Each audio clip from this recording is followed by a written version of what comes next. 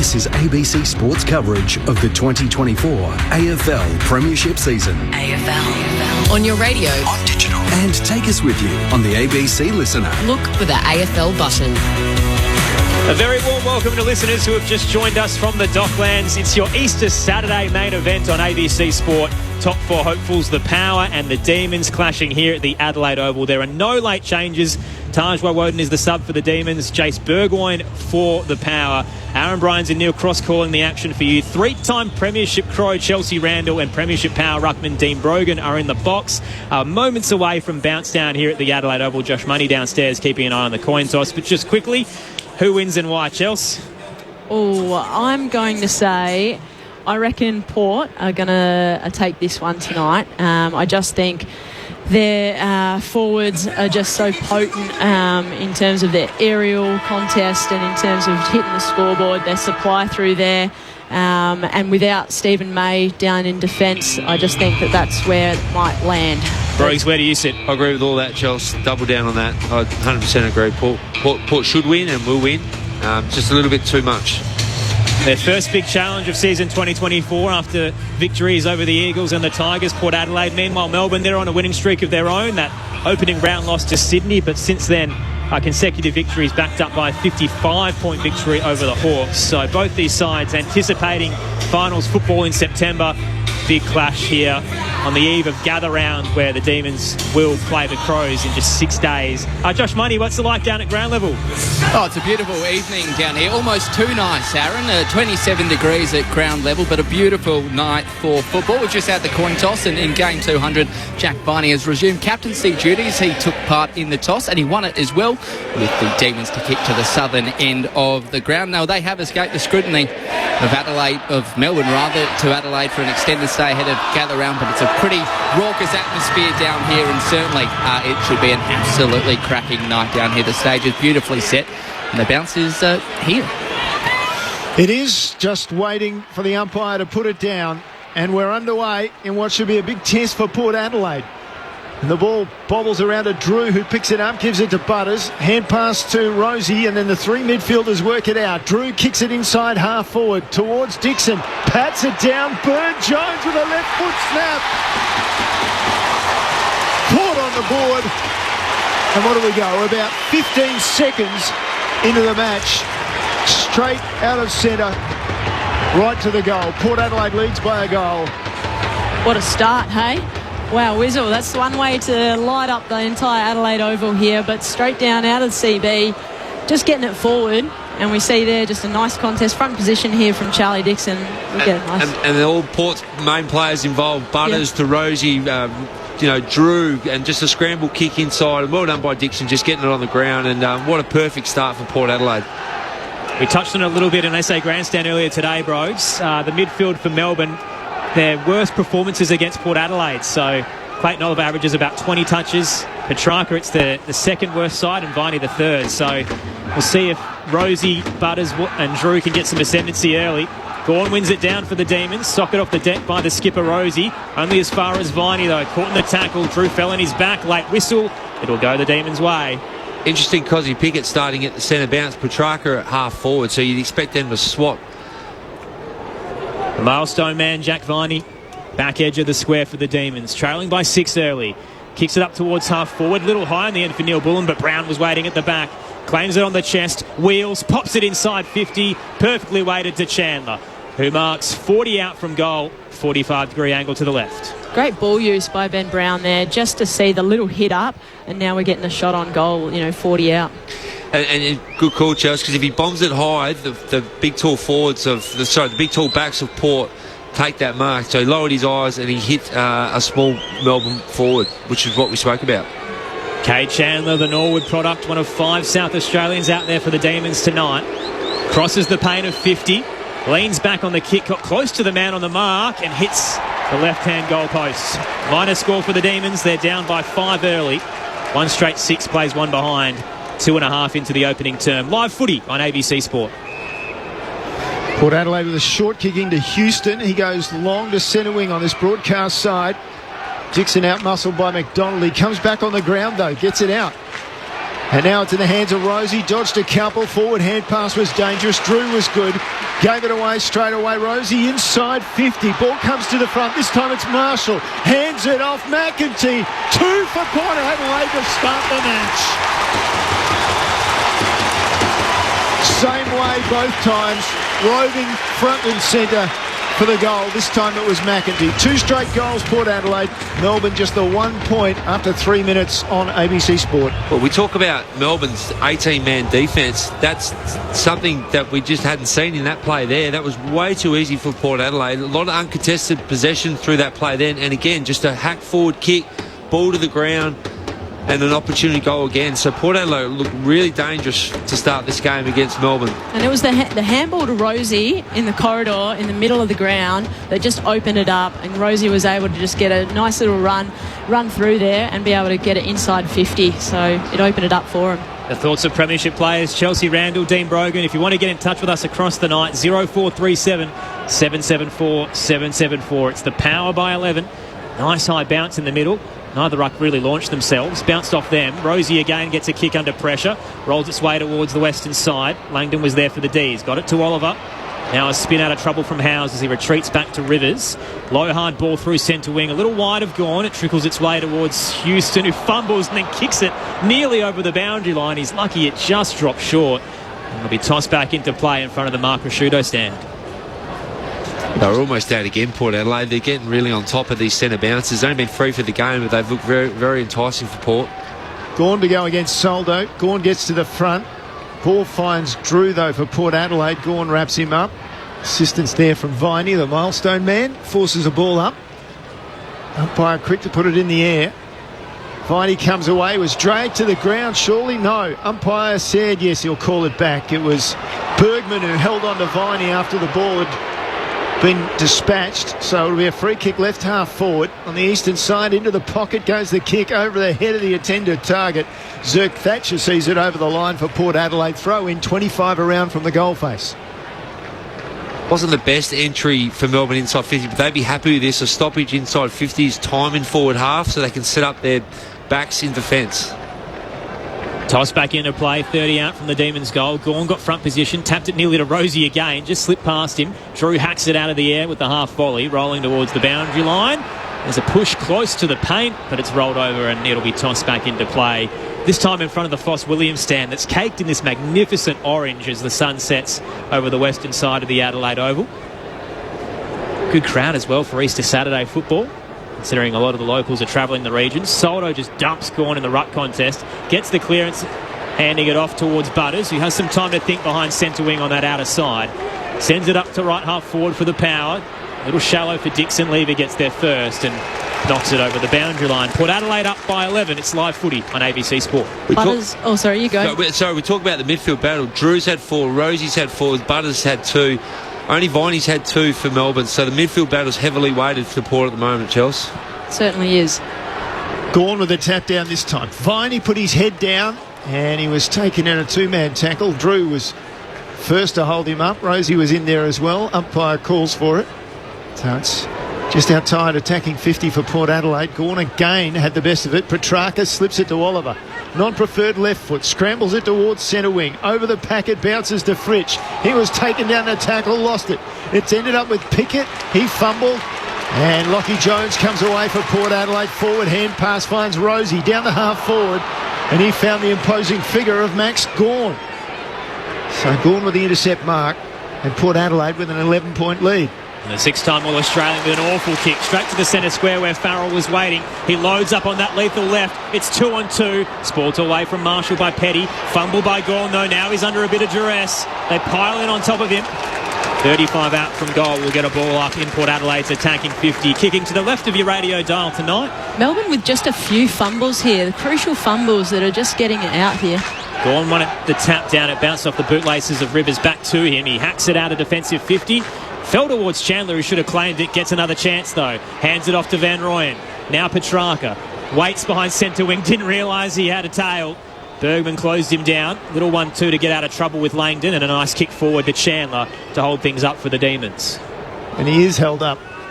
Well done by Port Adelaide as they fold back in defence. Chandler takes his time, drops it in short to Rivers. Didn't gain much by that, and some sections of the crowd may have believed it was a kick that was too short. So it was driven forward by Rivers, and it'll roll out of bounds, 30 around from the goal face, left forward pocket. Josh Money, bit of action down there from Port Adelaide. Yeah, Todd Marshall celebrating game 100 with a dislocated finger. Just watched the doctor put it back in for a very painful one. Yeah, that's fun, watching a dislocated finger put back in, but that's Josh Money's sort of fun. What kind of angle was it, Josh? Not a good not. Doesn't sound great. Got a blood rule now to worry about as well, Josh. Now, Jack Viney, the other milestone man, is coming off with a bloody face. So the milestone men are certainly in the action early here. Bit happening behind the ball as well, Chels. Yeah, there was just a little bit of kerfuffle between Aaliyah and Ben Brown down there. So I'm not sure exactly what happened between the two of them, but there was a bit of jumper pushing and shoving. It's the Power by 11 at the moment. 2 straight 12 to 1 behind as we finally get play back underway. Toss back in inside Melbourne's attacking 50. Gawn taps it over his head, straight in the path of Petrarca, but he's caught in the Butters tackle. Lost it. Fritsch has a fumble. Trickles outside the attacking 50. Howes is there. Boak's on top of him. Holds him up. Umpire circles, waits. He's carried all the way to the centre square before a ball up is called. Gee, that was a bit of a rugby maul. Pressure's been good. We talk about the ruck battle. Gaunt's had 8 hit-outs to nothing at the moment, so clearly giving Melbourne first look as they win this clearance. Petrarca sends it to the top of the goal square. Brown brings it to ground. He was well opposed. Zirk Thatcher with the crumb. Got it off to Farrell. Wants his left foot. Comes to this eastern side. Too long? No, not quite. Just bounced inside the boundary line. Ahead of Boak and his direct opponent there, Windsor. So we'll get a throw in just outside attacking 50 for Melbourne. They won the toss, heading to the Riverbank stand end of the Adelaide Oval. Toss back into play. Gawn's in front position. Soldo's all over him.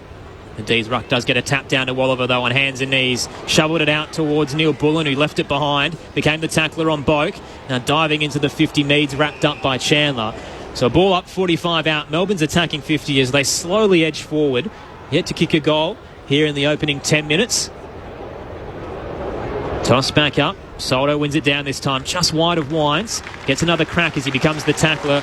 Looking to bust through as Windsor. In just his 4th game, he's wrapped up by at least 4 power players. But this is what Melbourne want. Time in forward half. Stoppage after stoppage after stoppage. And the applause at the moment for Travis Boak, who played game 350 last week. It's the 10-minute mark here at the Adelaide Oval for number 10. Game 351 tonight for the game's record holder, who can now celebrate the milestone at home. Be a full minute of applause. I think we've adopted this from English Premier League football. Boak's image being shown on the big screen as the crowd goes to another level. Ball coming back into play meanwhile. And it was holding there on Sparrow. Got away with it, Boak. Maybe that was just a gift for his 350th. Down to half forward for Port Adelaide. Lever in trouble, surrounded by a couple. Finlayson took it away from him into the forward pocket, very wide, surely out on the full. They had a good angle on that with the glasses. And the umpire says, no, it's a mark. Rioli will line up for goal. He's about 30 around, over the boundary line, plays on, inboard, good pass. McEntee with the mark. He'll have a good angle on the goals. In fact, not McEntee, it's Mead. We'll have a good shot at the goals, but was that out? That was definitely out there, wasn't it? But look, the umpire's seen what he's seen, and Rioli's popped it there inside, and we're going to have another shot on goal here. How soon before everything gets video reviewed? Shit. Very true. Okay, Jackson Mead, son of a gun, comes in and shoots at the 45-degree angle away to the right, and in the end, from 35 metres, struggled to make the distance. It's gone out in the right forward pocket for Port Adelaide, the old scoreboard pocket there. Contract year for Jackson Mead, who at times has struggled to crack into the 22, and that wouldn't have impressed too many of the coaching staff.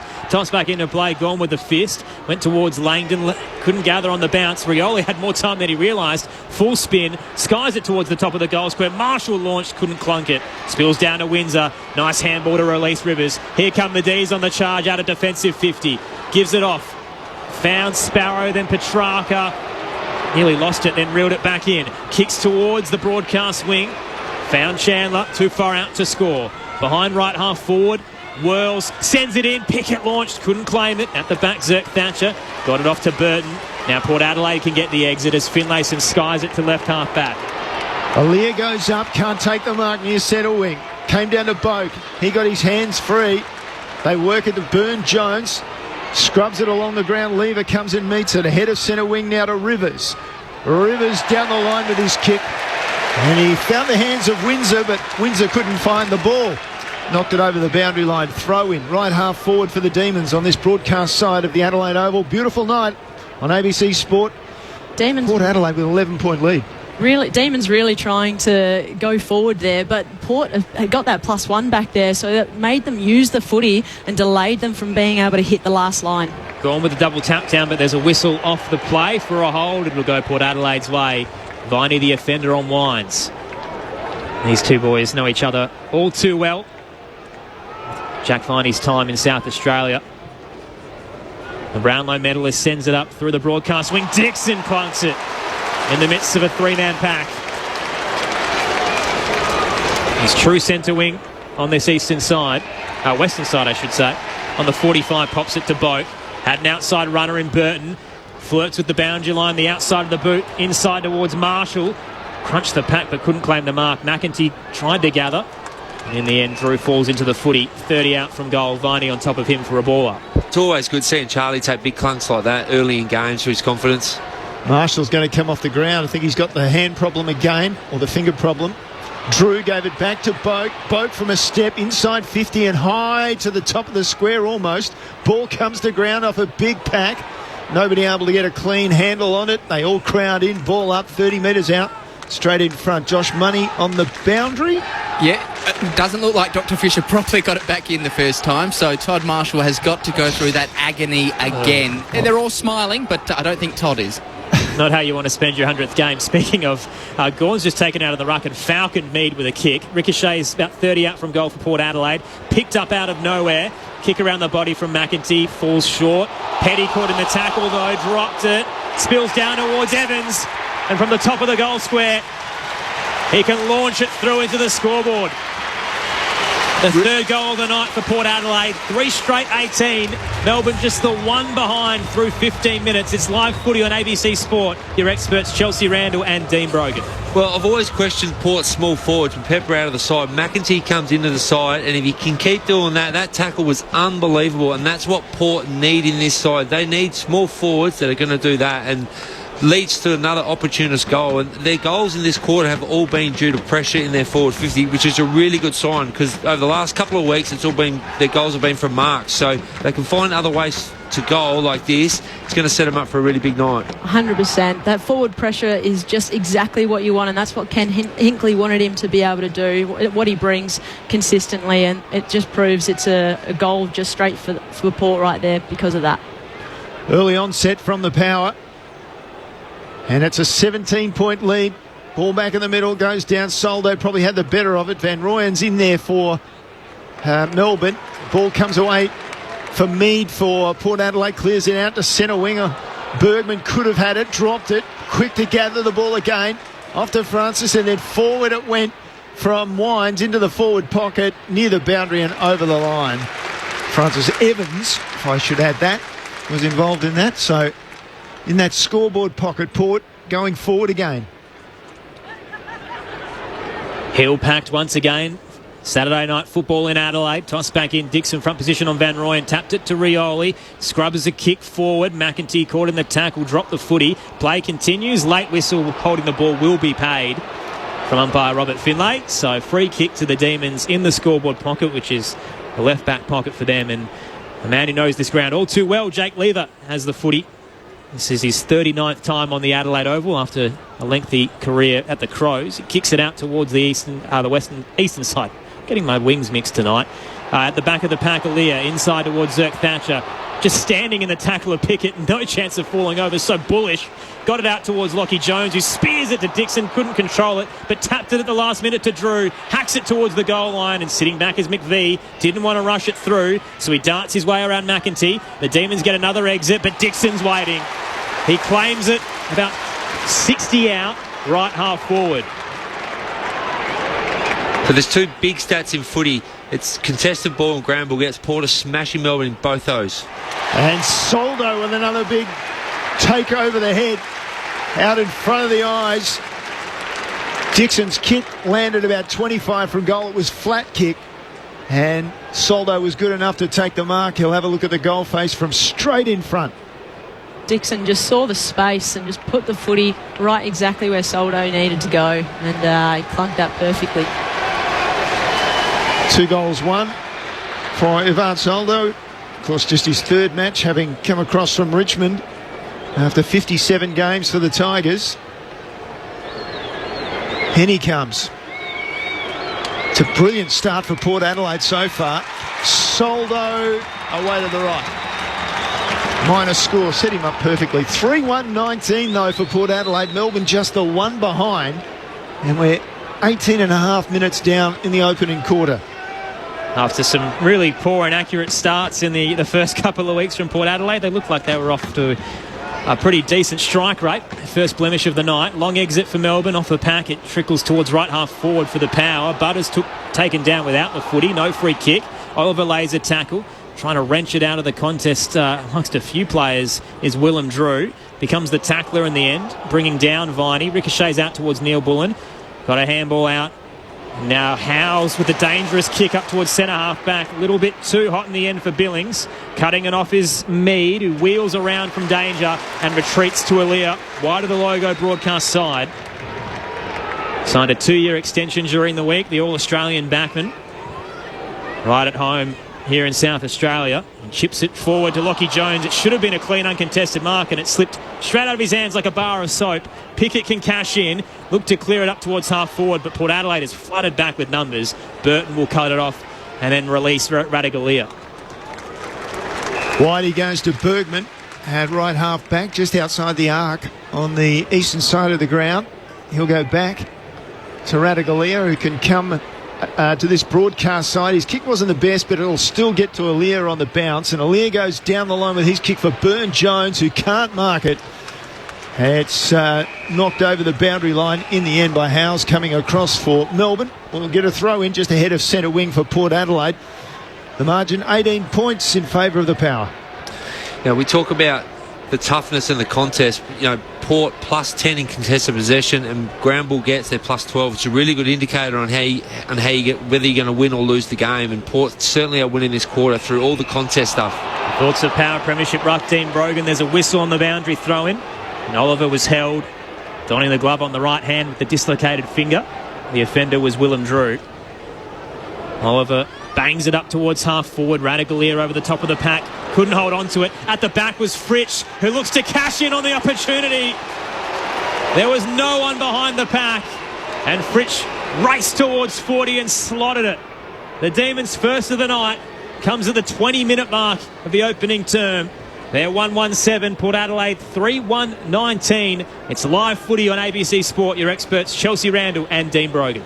That contest there, I mean, that was smart by Ben Brown. He's actually recognised that there's space over the back. So when he's done the little spoil and got his hand to it, he's actually flicked it over the back. And Fritsch has just gone, yeah, it's beautiful to watch. And Fritsch has just jumped onto that. And he kicked 5 last week. So when he sees goals, he knows where to find them. And they needed that, Melbourne. They've been parked back in their back 50. To get one late in the quarter sort of gets them back in the game a little bit, but they've still got a lot of work to do, but that's definitely helped their cause coming into the last sort of 5 minutes of the quarter. 10th goal of the season for Fritsch gives Melbourne a little bit of life. Viney out of the middle gives them a little bit more. Ball clears the pack, goes to the backs. Barrow came through, towed it forward surely. Yes, it was insufficient intent as it went straight across the line. It'll be Aaliyah picks up the free kick for Port Adelaide in the left back pocket on this broadcast side. Long ball up towards centre wing. Marshall presents and claims it under tremendous pressure from Petty.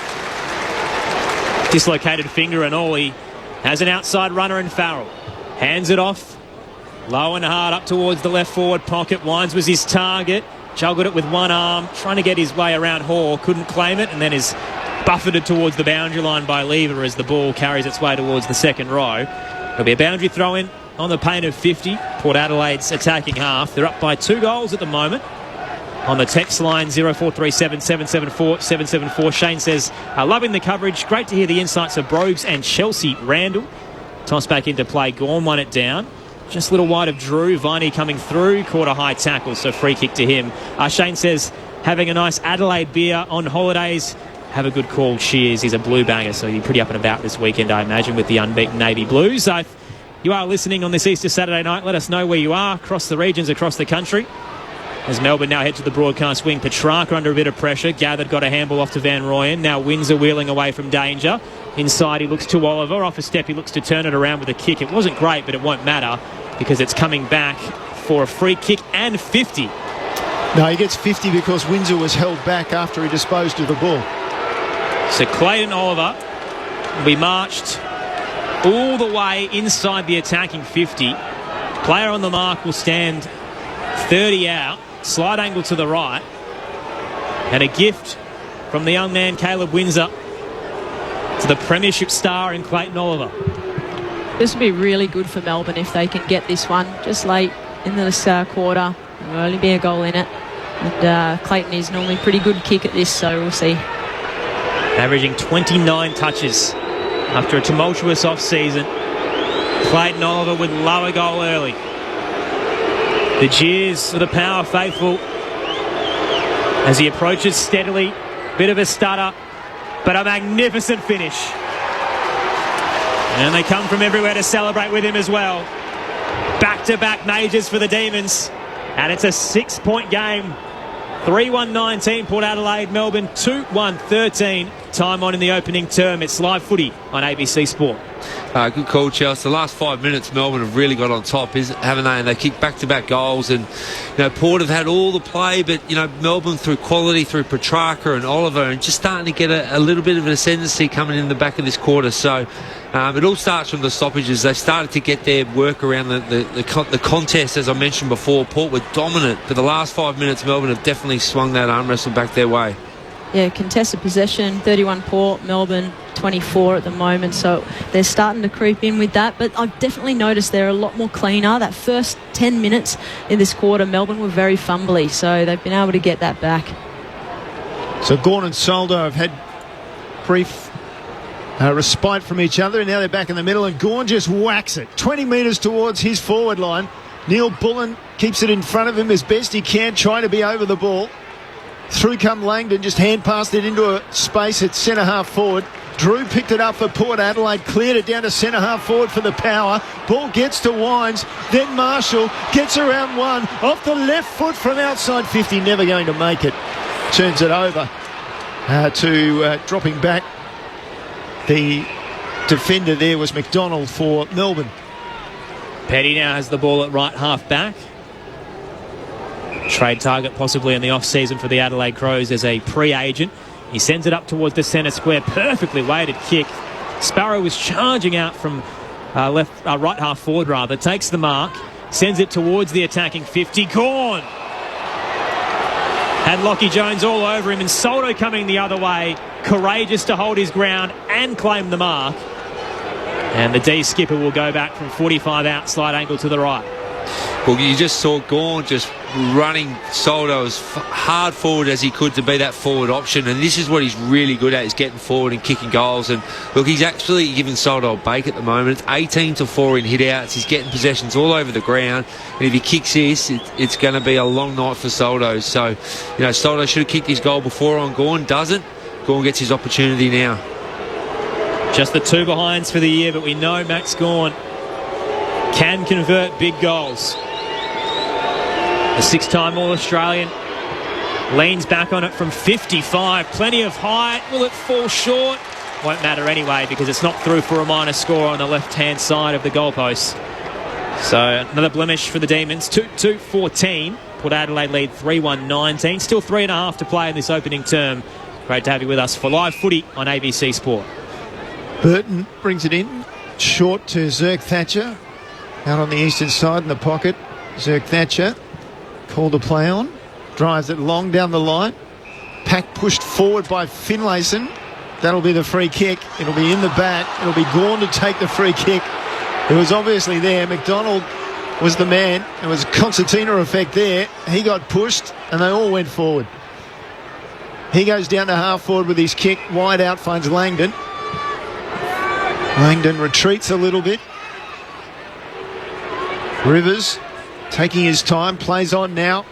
Goes to the top of the goal square. Brown tried to fly. Was he interfered with? Yes, said the umpire. Ben Brown will take a free kick 15 metres out.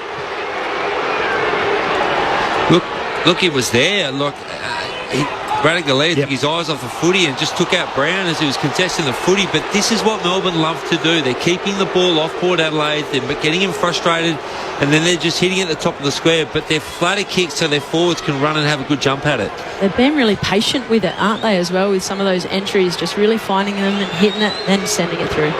Dean Brogan and Chelsea Randall educating you on ABC Sport. That is the rules. You can't block a player going in a marking contest. Brown converts from 20 metres out after all the build-up that goes with Ben Brown going back to take a set shot.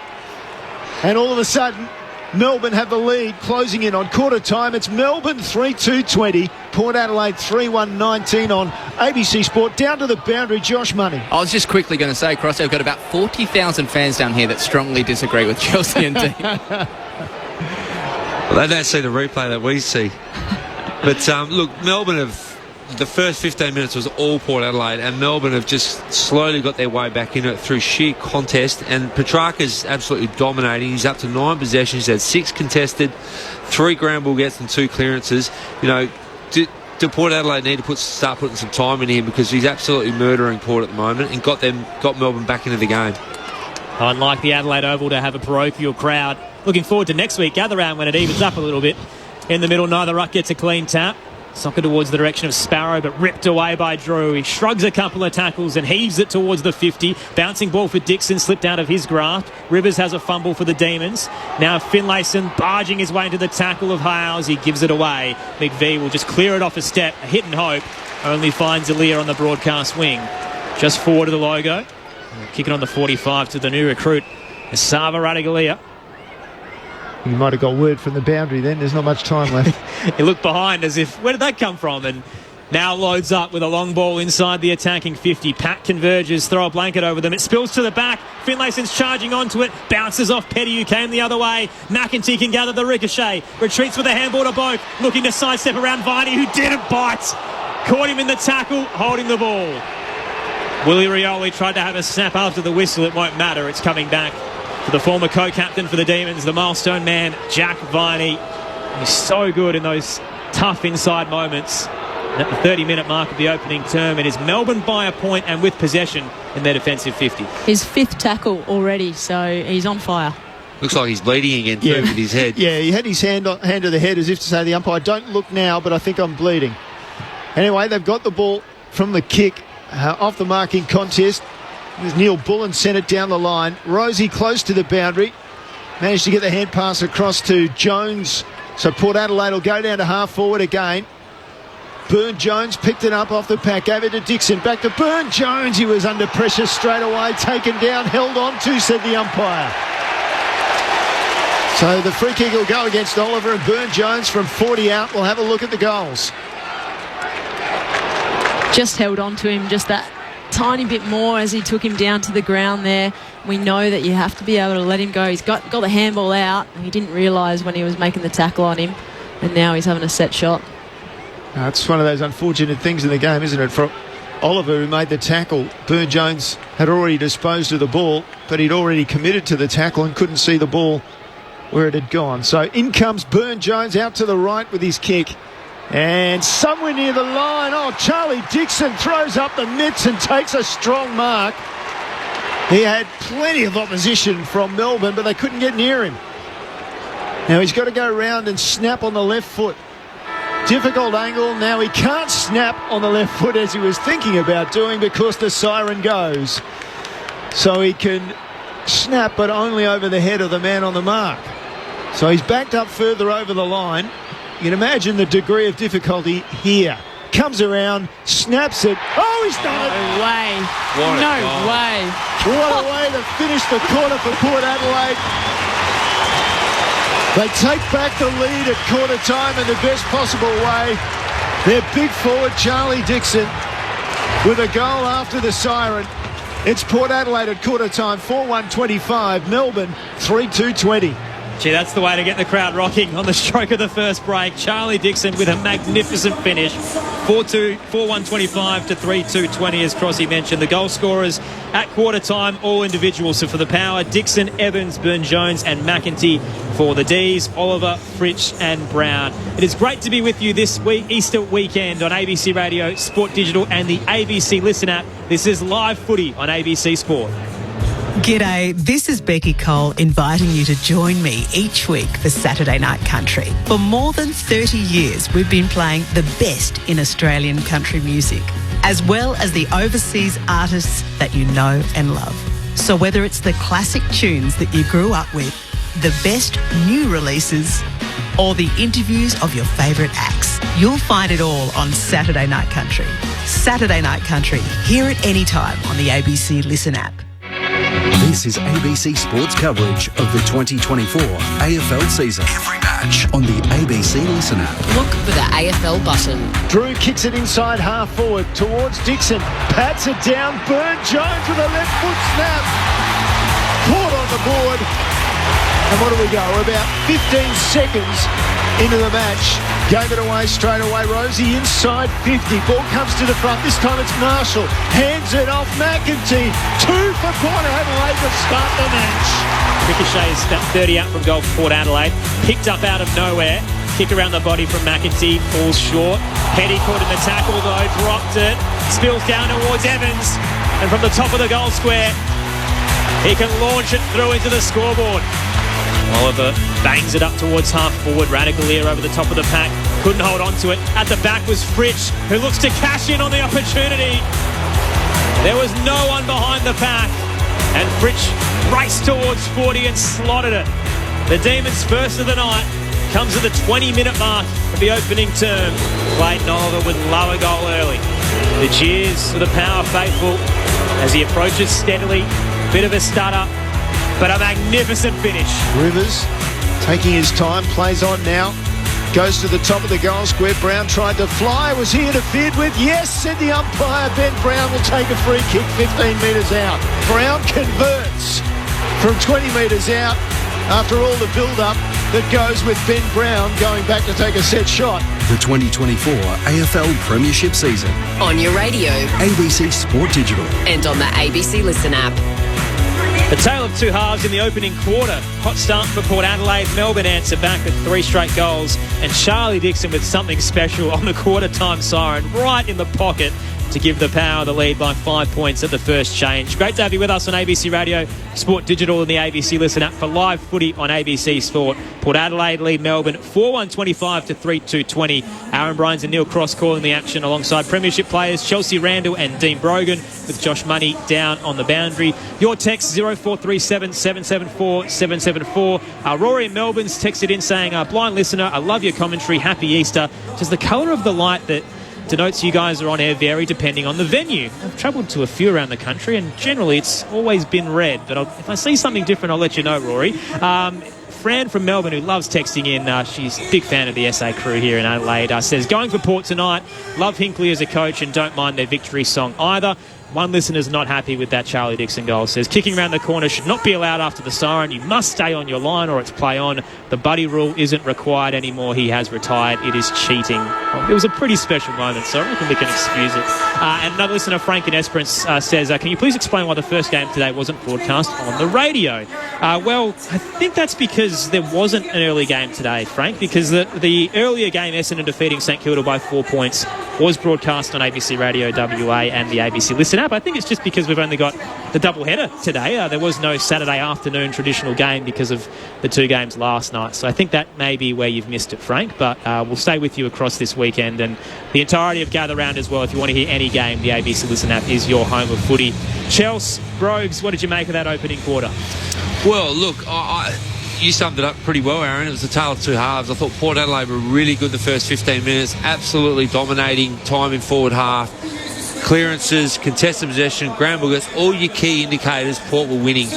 And through sheer contest work by Melbourne, they just got their way back into the game, and a bit of an opportunist goal that hit over the back by Ben Brown to Fritsch, and Gawn's starting to get on top, and Petrarca does that swap with Pickett, comes on ball and has 9 possessions, and they were just so dominant the last 10 minutes and were able to hit the scoreboard. So, look, at the moment, I do take it back. I said in the pre-game it won't be a shootout, but at the moment it's goal for goal, and it's a really high-quality game, and everything looks hard, and that's what Melbourne have come here to do. So, you'd have to say at the moment it's a really 50-50 game.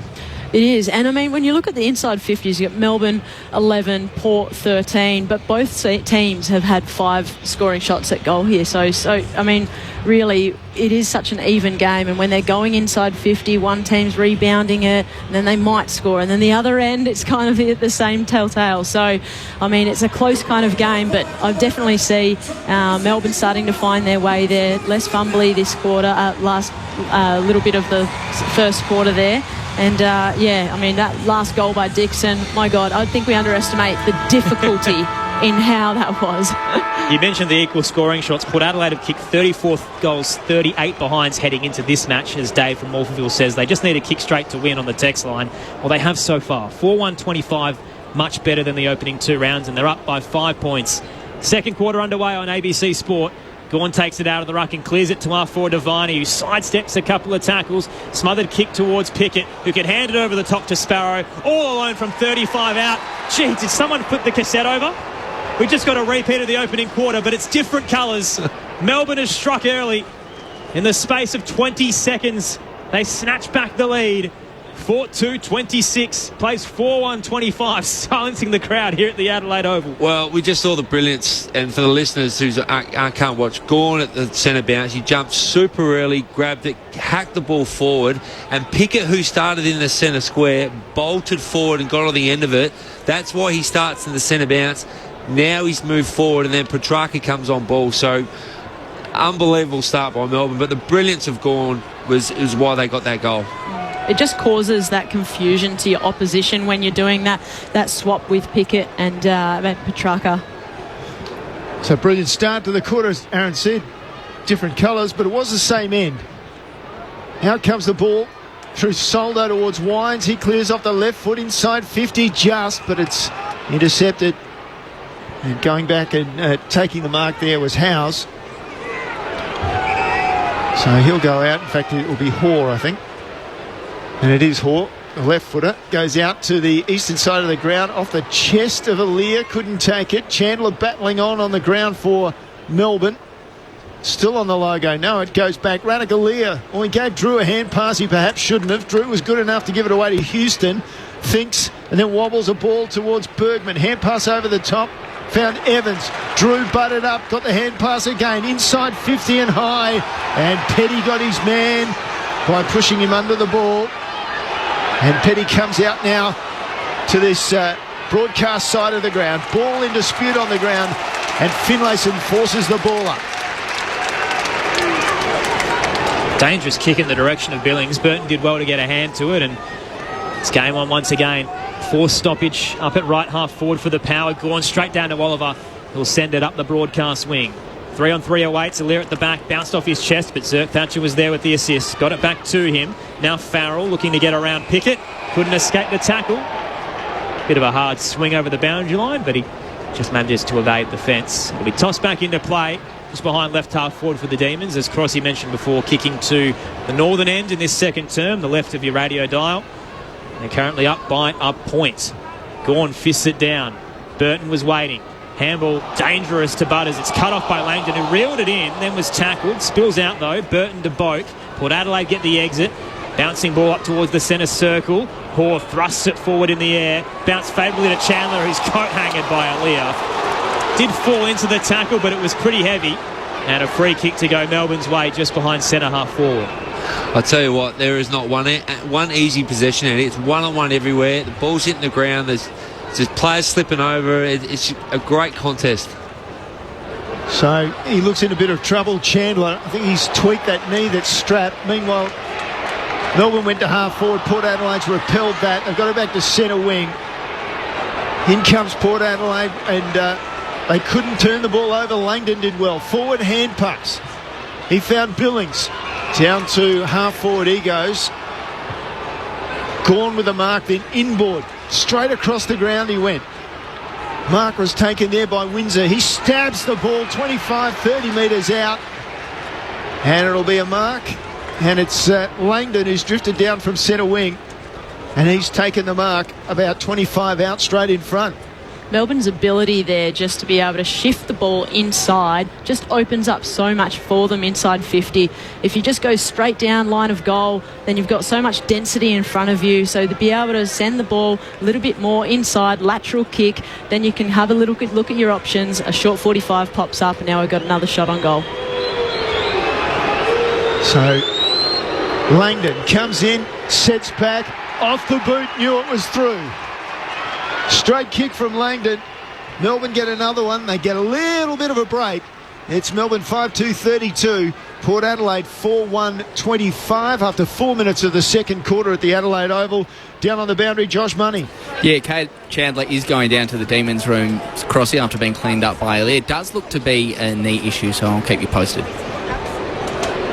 The Norwood product back at home, but not a great start for him if that's the case. He did struggle to put any weight on that leg, so fingers crossed for young Kate Chandler.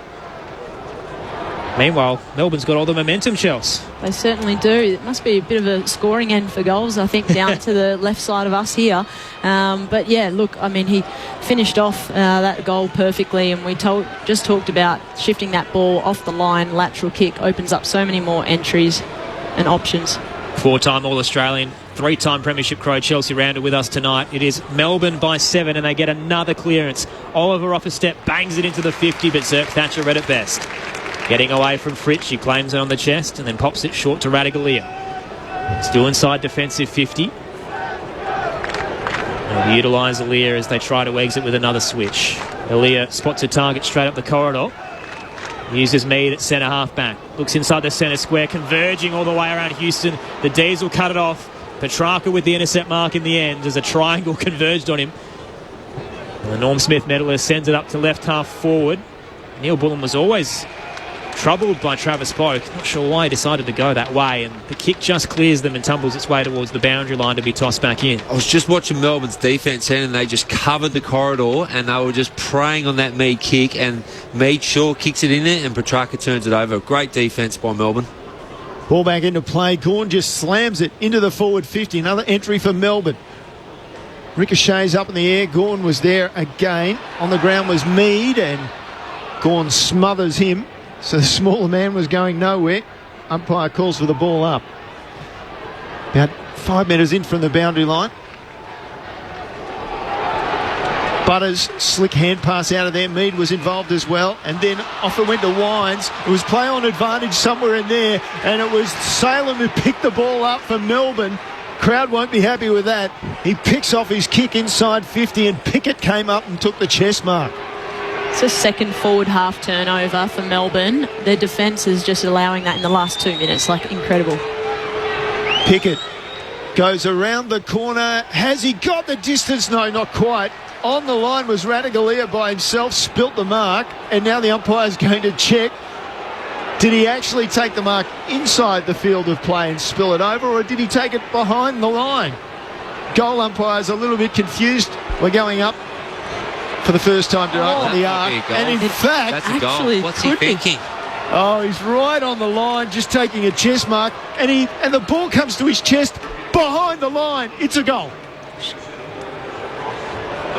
What was Radaglia we were waiting thinking? for it. Decision on the scoreboard.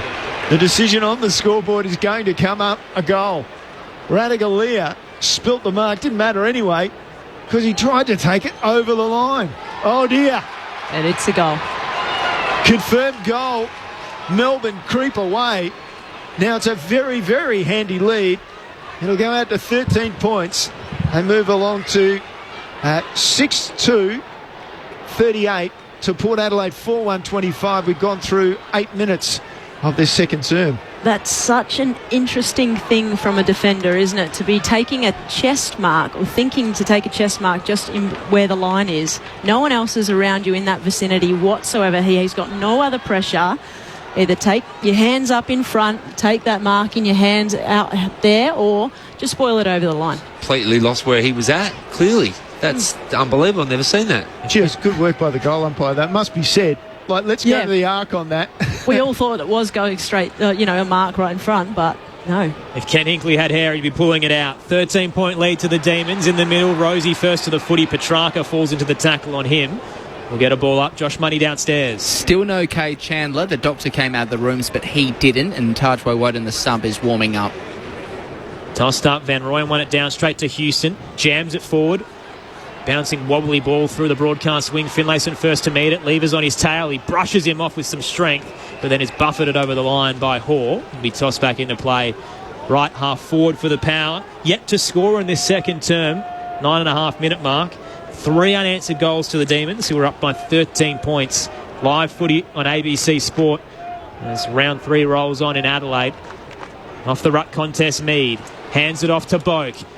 Curls it inside 50, Lever. Charging out, got some space on Finlayson and cuts it off for Melbourne. But played on and is now under a bit of pressure. Very composed as he turns and spots Langdon in the left back pocket. Wanted the eastern side. Ended up settling for Langdon on this broadcast side. He drops it in short to Hoare.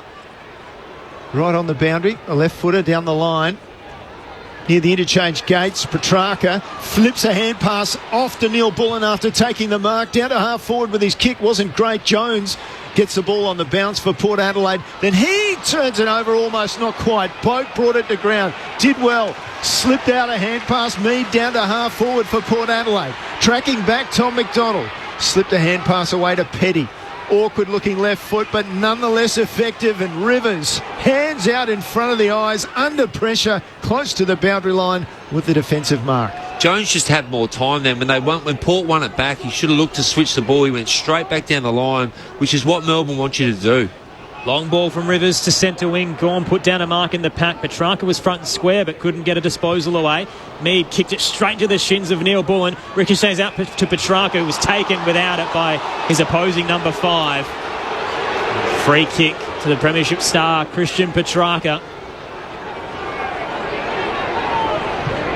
And 29 touches last week, 10 coaches' votes. Beautiful delivery to Gorn in the pack. Again, couldn't control the contested grab. Rosie got it to Alir. There's a late whistle going Port Adelaide's way this time. So they'll receive the free kick at defensive 50. Josh Money downstairs. Looks as though Kate Chandler is going to give it a go. He's come back from the rooms now with both knees strapped, and Woden's taken his place back on the bench, so he's going to have a run. Port Adelaide working out of defence. Zirk Thatcher, pretty good pick off that kick to Houston. Houston in turn turns outside. Centre wing was Finlayson. Took the mark, played on straight away. Great transition. He found Marshall inside 50. Petty got back but couldn't stop him from taking the mark. 45 out on the boundary, just where the arc of 50 meets the boundary line. It's only Dan Houston's 4th possession. He's been in scintillating form off half-back, so they put a bit of time into Dan. I spoke about that pre-game with Chelsea, that not many teams do that, and they've done that tonight. It's only his 4th possession. So Todd Marshall in game number 100, picked 16 back in 2016 for Port Adelaide. He's got to kick this every bit of 50. His left foot's on 50, the right foot swings through. It's not going to have the distance, and off a couple of Melbourne players, and it finds its way over the boundary line. So that's advantageous for Port. They'll get a stop play in the right forward pocket. There's a tight angle for Toddy Marshall there, but yeah, it's a great opportunity now with this stoppage right in front of goal. Dixon entangled with Gorn, actually won the tap against the Premiership ruckman. Spilled to Rioli, rolls it through from 20. Oh, he worked his magic in traffic. Willie Rioli strikes, and Port Adelaide's back in the game. 7 points the margin.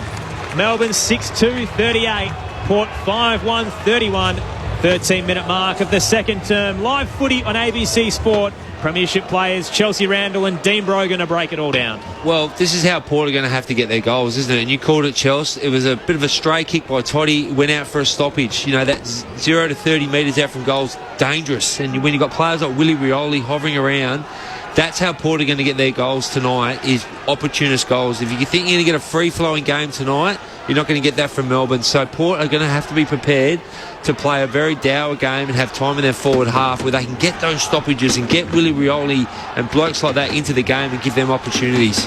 Exactly right. As a forward, you just want either to score, repeat stoppage, or give the opposition a dirty ball out. Port would like another clearance out of the middle, and they get it. Mead and Rosie involved. Rosie just fumbled. Ball got away from him. Petrarca came in. Look away hand pass. And here is the man who's been on the boundary in Chandler, sending it to half forward. Ball found some space. Pickett came through, picked it up, snapped it in one motion and away to the left. Oh, so quick. The build-up, the leg drive from him. Wow. Almost. Everybody else was standing still and Pickett just came through and said whoosh. I'll tell you, Petrarca's having a game. He's up to 13 possessions, 9 contested, 3 clearances. They're really going to have to start to have a look at him. 8-point lead to the Demons midway through the second. Long ball out towards the broadcast wing. Off the pack, Rosie spun in the Billings tackle, got a disposal away. Finlayson, hospital handball to Boak, who launched himself high.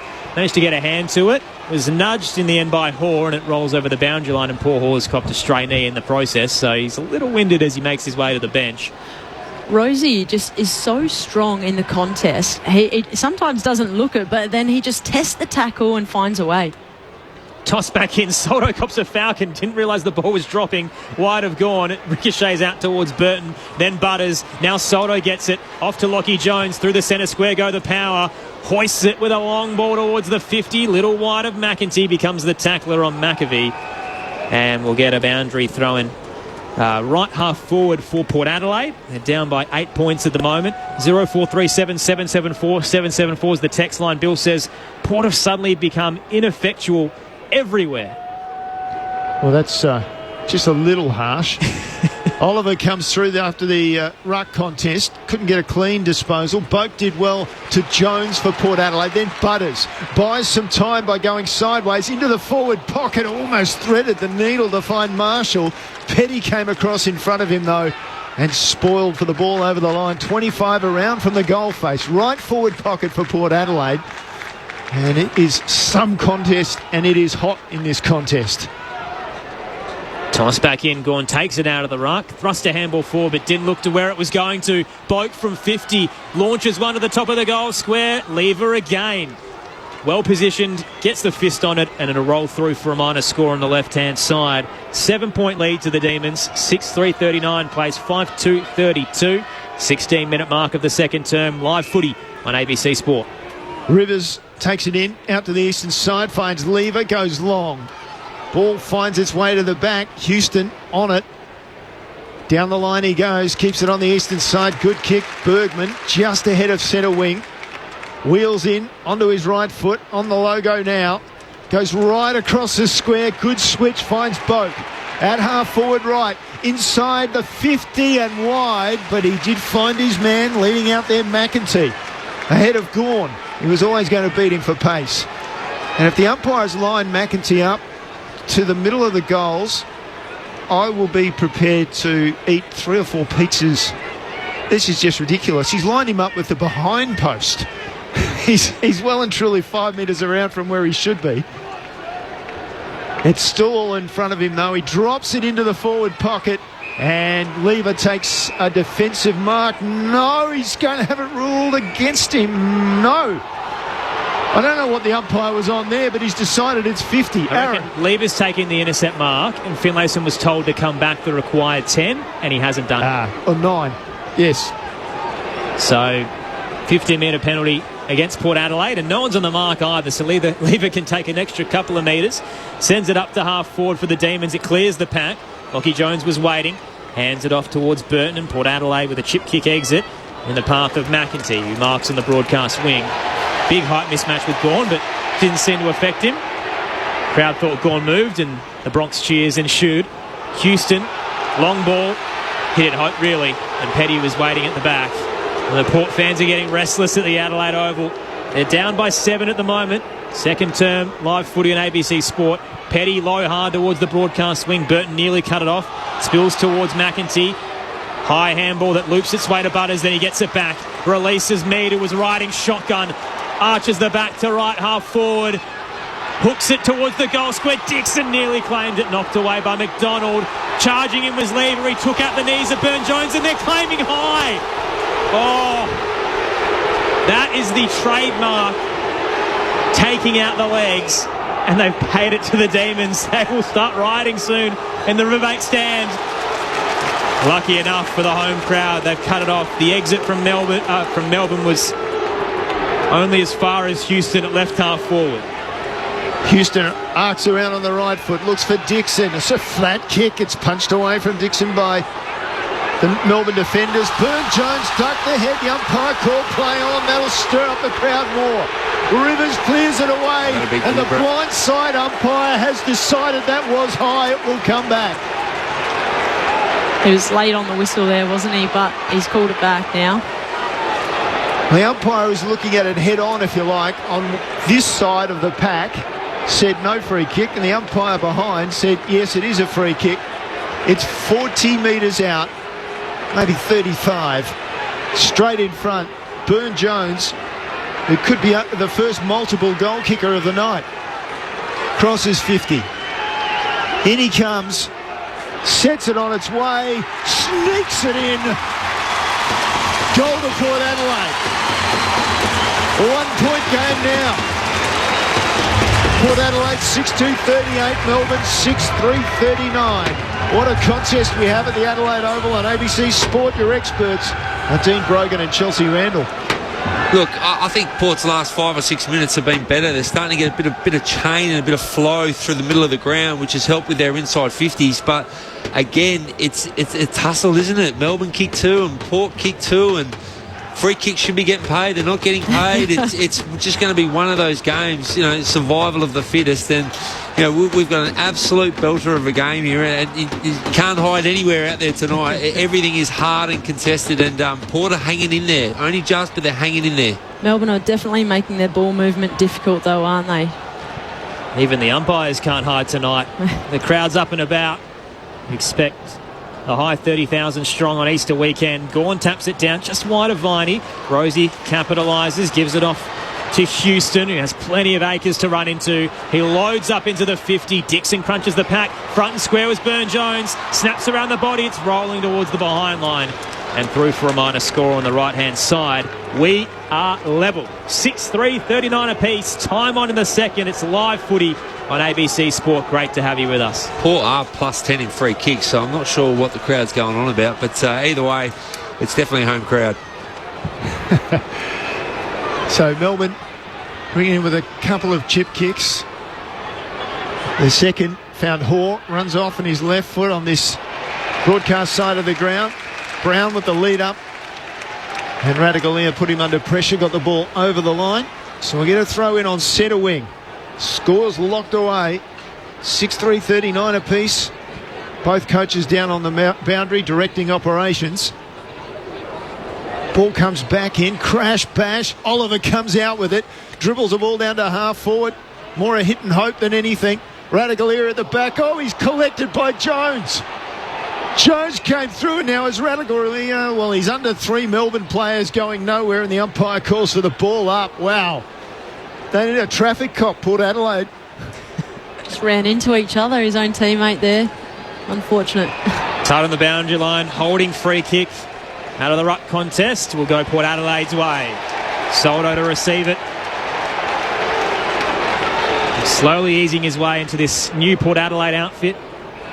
Looking good in teal. Matched up well against his old teammate Nankervis last week, and now facing the competition's best in Gawn. He uses Radaglia, then Lockie Jones. Low kick up to centre half back. Just the required height to get over Pickett, but find Farrell. He moved on the mark, Pickett, and the umpire actually had to reset him, and the crowd is just getting more and more upset after that 50-metre penalty earlier. They'll switch back to the broadcast wing. Radaglia marks uncontested and finds Bergman, who hasn't seen much of it tonight. This will be disposal number 6. Picked off Wines. Coming across to cut off was Windsor, but couldn't get there in time. Wines gathers on the bounce. Releases Burne-Jones into the 50. Marshall with plenty of ferocity hits the pack. Spills to Langdon. Wrapped up. Dropped the footy. Whistle stays away. Everyone's looking at the umpire. And there's a free kick for a high tackle going Melbourne's way. McDonald to receive it in defensive 50. Keeps his low kick wide to Hoare. Hoare in turn down the line. Just doing it nicely here. Billings, and then Billings short pass finds the very well strapped up man in Chandler. Both knees wrap around. Down the line he goes for Brown. Almost took a one-hander. Petrarca's with him. Hand pass was a stray. In comes Wines. Picks it up. Good ground ball get that time. Off to Jones by hand and then to Bergman. Inside half forward with a kick. Pack of 3. Pack of 4. Comes to ground the ball. Still it goes towards the boundary line. Front on approach. Surely there was a free kick to Port Adelaide in there. That'll incense the crowd again. Burne-Jones reeled out. Was met head on by Hoare. Finally the ball over the line. Throw it in. Just being a bit overzealous, Port, in their forward 50. They are free kicks that they are giving away. Just slow your heels, get on your heels and keep the ball in there. 39 points apiece. Gawn wins it down. He was claiming a free kick for an over the shoulder. Butters was waiting for the tap. Got it to Boak. Paddled it towards Drew off a step. High ball into the 50. Finlayson double tap down. He tried to get it to Evans. McDonald read it best for the Demons. Finds Howes. Under a bit of pressure, he's turned it over, or should have turned it over. Lockie Jones looked to claim the mark, put it down. Soldo with the assist, though, gets it to Butters. Check side entry for the power. And courageous from Mead, who saw Langdon coming, stood his ground, hands it to Houston. The long bomb from 55! Oh, that's worth the price of admission. Houston hits the scoreboard. He's Port Adelaide's 6th goal kicker of the night. And they're back in front for the first time since quarter time. 7-3-45 plays Melbourne 6-3-39. Still 4 minutes to play in the second term. It's live footy on ABC Sport. It took a real risky kick from Butters, didn't it? But Mead didn't let him down either. That was a really tough mark. But that's what you're going to have to do to get through Melbourne. You're going to have to pull off one of those kicks, and Butters can do that. And Mead did not let him down. And then we spoke about Dan Houston and how damaging he can be. He's just got off the chain a little bit, and those handball received, that's like a 10-metre shot out from goal, Dan Houston, those handball received goals. So Port Adelaide are back in this game in a big way. 8 possessions for Houston and a goal now. Ball back in the middle. Soldo over the top. Follows up, gets his own ball, releases a hand pass. Mead then over the top to Wines. Flicks out a hand pass. Overlapping was Houston. Inside half forward he goes with a kick. Bounces its way to Marshall and the boundary line at the same time and over. And I think Petty might have been arguing maybe off the toe of Marshall, but boundary umpire insisted on the throw-in. Right where the arc meets the boundary line, it'll be a throw-in at left half forward for Port. Nice long boundary throw-in after a couple of shallow ones last week. Gawn wins it down through the legs of Drew. At the back is Oliver. Handball to Salem. The Demons get the exit to the eastern wing. Van Rooyen launched, couldn't claim it. Ben Brown there, got it off to Petrarca, dropped it immediately, and the Houston tackle then becomes the tackle that'll hold things up just forward of centre wing. That's what Melbourne just need to do right now, is just gain some territory, get a stoppage, go again, reset and go again. Ball up in front of the Max Bashir stand. Gawn wins it down. Beautiful tap. Down the throat of Chandler. Releases Neil Bullen. Bit off a bit too much with the kick though to Billings. Boak was waiting. Cut it off. Hands it to Burne-Jones. Hard footy up towards the 50. Launching himself was McVie. Rioli had edged him and that's why he got so much height. And a free kick to go against the small forward for the Power. Melbourne get away from the danger there. Now at left half back through Salem. They'll look to move it through the broadcast wing. They're down by 6. Port Adelaide backs off. Salem now plays on. Down the line he goes. Ratugolea opposed to Brown. Brown was never going to mark that. Ratugolea thumping across the boundary line. Dean Brogan. We spoke about Petrarca getting off the chain. Drew's gone to him. I've watched him the last 5 minutes. Drew's been all over him at stoppages. He's looking for him now. Trying to get to him. But Port have had plenty of the footy, 50 more possessions, just can't get it inside 50 enough. Melbourne will now through Petrarca, and Ratugolea stands up, takes a strong mark, 25 out. Van Rooyen angry with himself for not getting the ball to ground at the very least. Now it's relief as short pass from Ratugolea finds Boak wide out, closing in on half-time. Boak to Ratugolea in the defensive goal square. Surging for an option to get out of defensive 50. Nice little zone from Melbourne. Again, Lockie Jones was the target and put down an uncontested mark and is immediately under pressure. Just had to bang it up towards the eastern side. Soldo a little wide for him. Salem at the back, got it to Petrarca, who funneled it forward to Fritsch. Now Neil Bullen ducking and weaving through a couple. Hands it off to Viney. Dummied and baited Farrell. And from 40, he slots it in game 200. Oh, that was superb play. The craft of the master there. And Jack Viney squares the ledger once again. 7-3, 45 apiece. 2 minutes to play in the second quarter. Live footy on ABC Sport. Premiership players, your experts, Chelsea Randall and Dean Brogan. Well, someone's going to get the oil off Lockie Jones' arm. My God, he's dropped 3 absolute sitters, and that one's just cost him purely because he dropped that mark and got pressured and had to kick a 50-metre high ball, which put everyone under pressure. Yeah, and then Melbourne just inflicted off that. The shape of the hands, they were receiving some fresh pressure, but just did some nice little weaving and dancing, got the handball out, and Jack Viney, wow. Well, we know why he's played 200 games, because the leg drive that he brings, the ferocity, everything in his game is exceptional. Well, you asked for entertainment, and I present this match. Lovely to watch. Out of the middle, be a free kick to Port Adelaide. Soldo met high. Soldo looks to move it quickly. Bangs it long. Lever comes to the front, takes a strong defensive mark for Melbourne. And he'll relieve straight down the middle off the inside of the boot. Wasn't a great kick. Mongrel up towards the centre square. Houston can cut it off with the bootlaces. Got it to Burne-Jones, then winds. Little dinky kick about 3 metres to Dixon, charging out of the attacking 50. Gathered on the bounce. Handed it off to Soldo. Excellent vision to spot Mead. He's on the paint of 50, slightly left of centre. Wants to give it off. Spotted Evans, and charging back, the desperation from Neil Bullen to cut it off. He just needed to hit the top of the square there. Melbourne always drop numbers back for those little kicks. So he just needed to pop it up the top of the square and get a stoppage. The boy from Plimpton, back in South Australia, is kicked to a pack a little long. Alia read it best as he floated back. Kick was a bit of a shake, though, as it scrubs its way towards Butters, who's coat-hangered by Pickett. So a free kick to Port Adelaide, who can reset in the centre square. Short kick over the top from Butters. Finds Houston too far out to score, though give him a couple more metres and maybe he'll make it. A Houston rocket. It's coming. No, he only half hits that.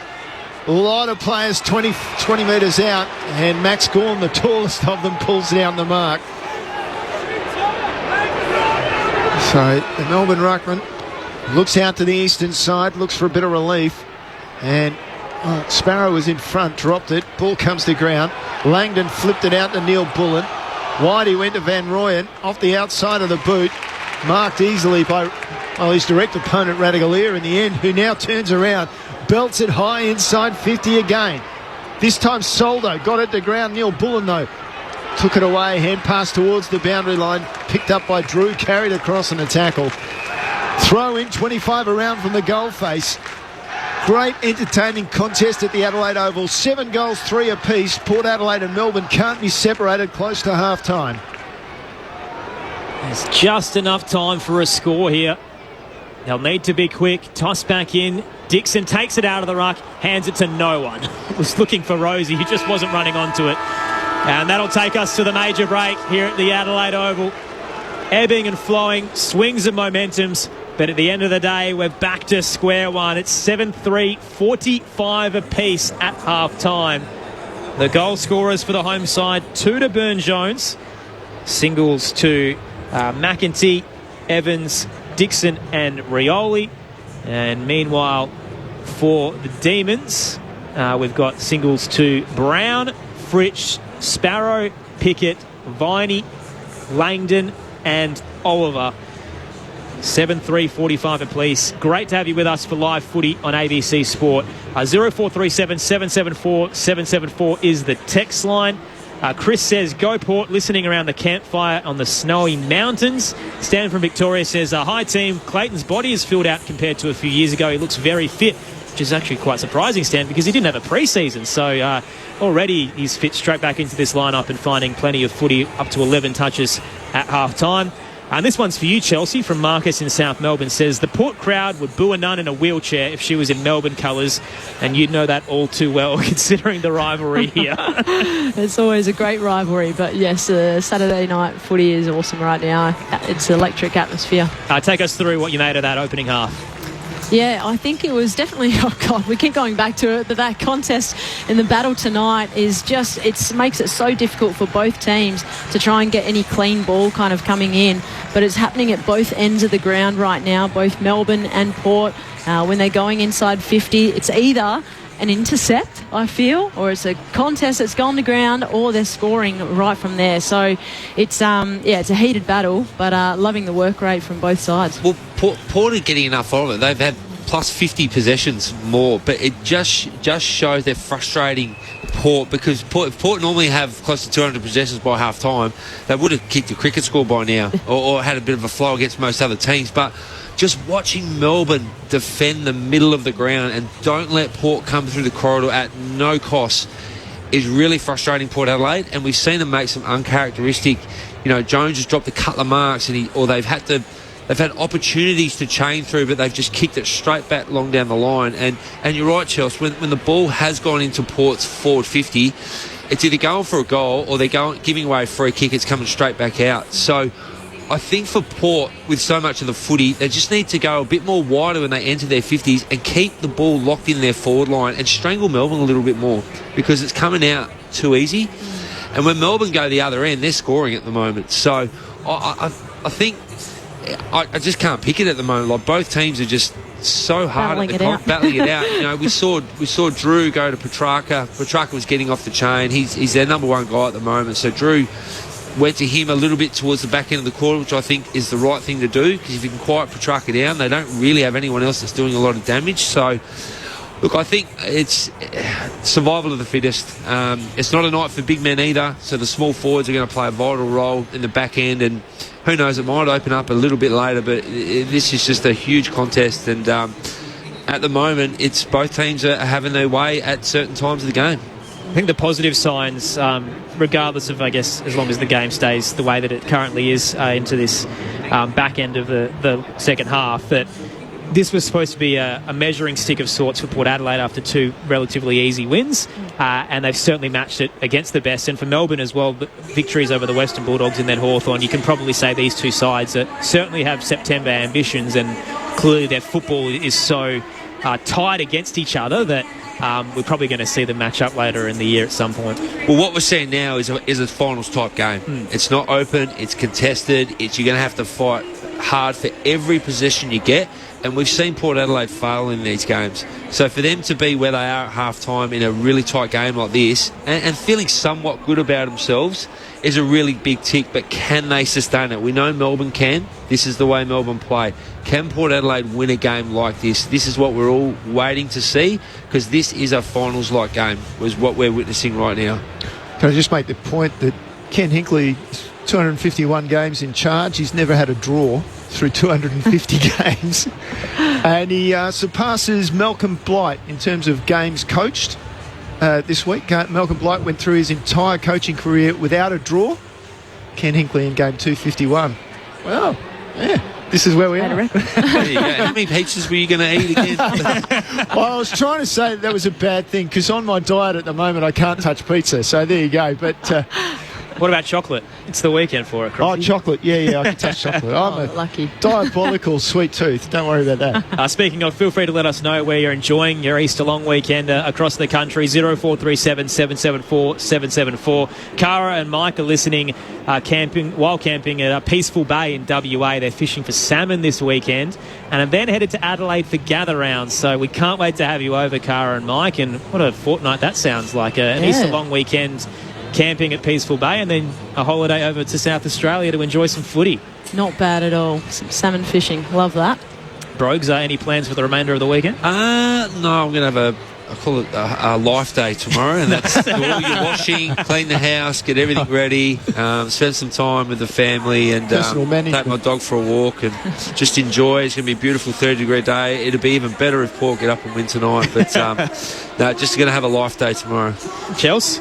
No, some time with my little boy. But, yeah, coding the men's game yesterday and, Well, I don't miss that, Chelsea. I honestly do not miss coding any football from my coaching days. We were talking about it before, and I feel sorry for you that you have to do it. But it's a good job, and enjoy it while you're still in it, because once you're out like I am now, you do miss it. But I'm glad I'm not coding on Easter Sunday. It's not as fun as being in the ABC Sport box, though, bros, right? Nothing beats this, Aaron. Nothing beats this. Absolute privilege tonight to have 4 premierships in the box between Chelsea Randall and Dean Brogan. I won't tell you how they're split, but great to have Chelsea and Brogues in the box. 7-3-45 apiece at half-time between Port Adelaide and Melbourne. We'll take you through the earlier game with Essendon defeating St Kilda by 4 points and everything else that's happening in the other codes in a moment's time for ABC Sports coverage on ABC Radio, Sport Digital and the ABC Listen app. But for now, we can take the latest from the ABC newsroom.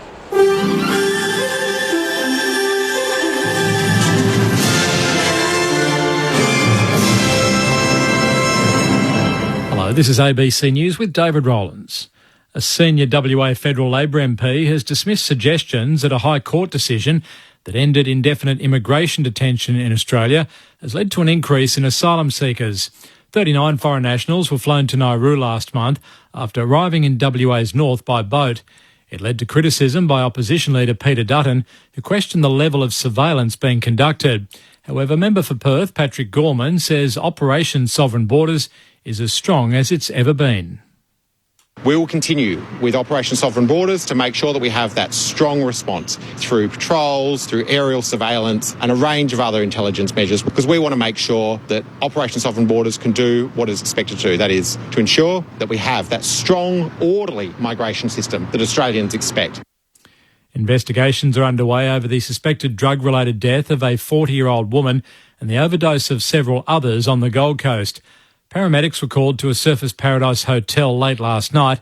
They assessed 7 patients, 3 of whom had stopped breathing. 2 43-year-old women were taken to hospital in critical conditions. 1 remains in intensive care. The former US ambassador to NATO, Kurt Volker, says Russia is trying to intimidate the West as the Biden administration works to free an imprisoned American journalist. 32-year-old Evan Gershkovich was arrested a year ago while working for the Wall Street Journal in Russia and accused of espionage. US President Joe Biden says he's working every day to try and secure Mr. Gershkovich's release. Mr. Volker says it's part of an effort to erode the West's support for Ukraine. What Putin wants to do is, through his actions and through his communications, dissuade the West from taking actions, of which we are very capable, to truly support Ukraine, ensure that Ukraine survives as a sovereign, independent democracy, push back on Russian aggression. He doesn't want us to do that. A massive crane that can lift more than 900 tonnes has arrived to help with the clean-up after a bridge collapsed in the US state of Maryland this week. It's the largest crane in the eastern United States. The bridge collapsed near the port of Baltimore after it was hit by a cargo ship. Maryland's Secretary for Transport, Paul Wiedewald, says the recovery operation will be long and complex. The structure of that bridge was extremely large. The vessel itself is the size of the Eiffel Tower, with hundreds of thousands of tons of freight on it, and some that have some hazardous materials on it. The combination of all those issues is what we're trying to wrestle with. Health officials say dengue fever infection rates are rising rapidly in South America. The Pan American Health Organization says cases in the region trebled in the first 3 months of this year compared to 12 months earlier. Officials say Brazil, Argentina and Paraguay are the countries hardest hit by the surge of the deadly mosquito-borne illness. Back home, and conservationists say they won't give up their opposition to a controversial housing project in Darwin's north. Environment Minister Tanya Plibersek this week dismissed an Aboriginal protection application that had halted the 800-home defence housing development, effectively allowing construction to resume. Ali Sykes from Darwin Wildlife Sanctuary says she's devastated by the decision. However, she's hopeful that Indigenous, community and environmental opposition will continue. We do have power in numbers. I don't know that we're big enough to go against how much money they're going to make from this, because it is all about, at the end of the day, the money that it's going to bring in. And it's a shame that money overrides nature these days. I thought we'd learnt better than that by now. An 11-year-old girl has been airlifted to hospital following a water incident in Queensland. Emergency services were called to Cylinder Beach in Point Lookout just after 3 o'clock. The child was taken to Queensland Children's Hospital in a stable condition.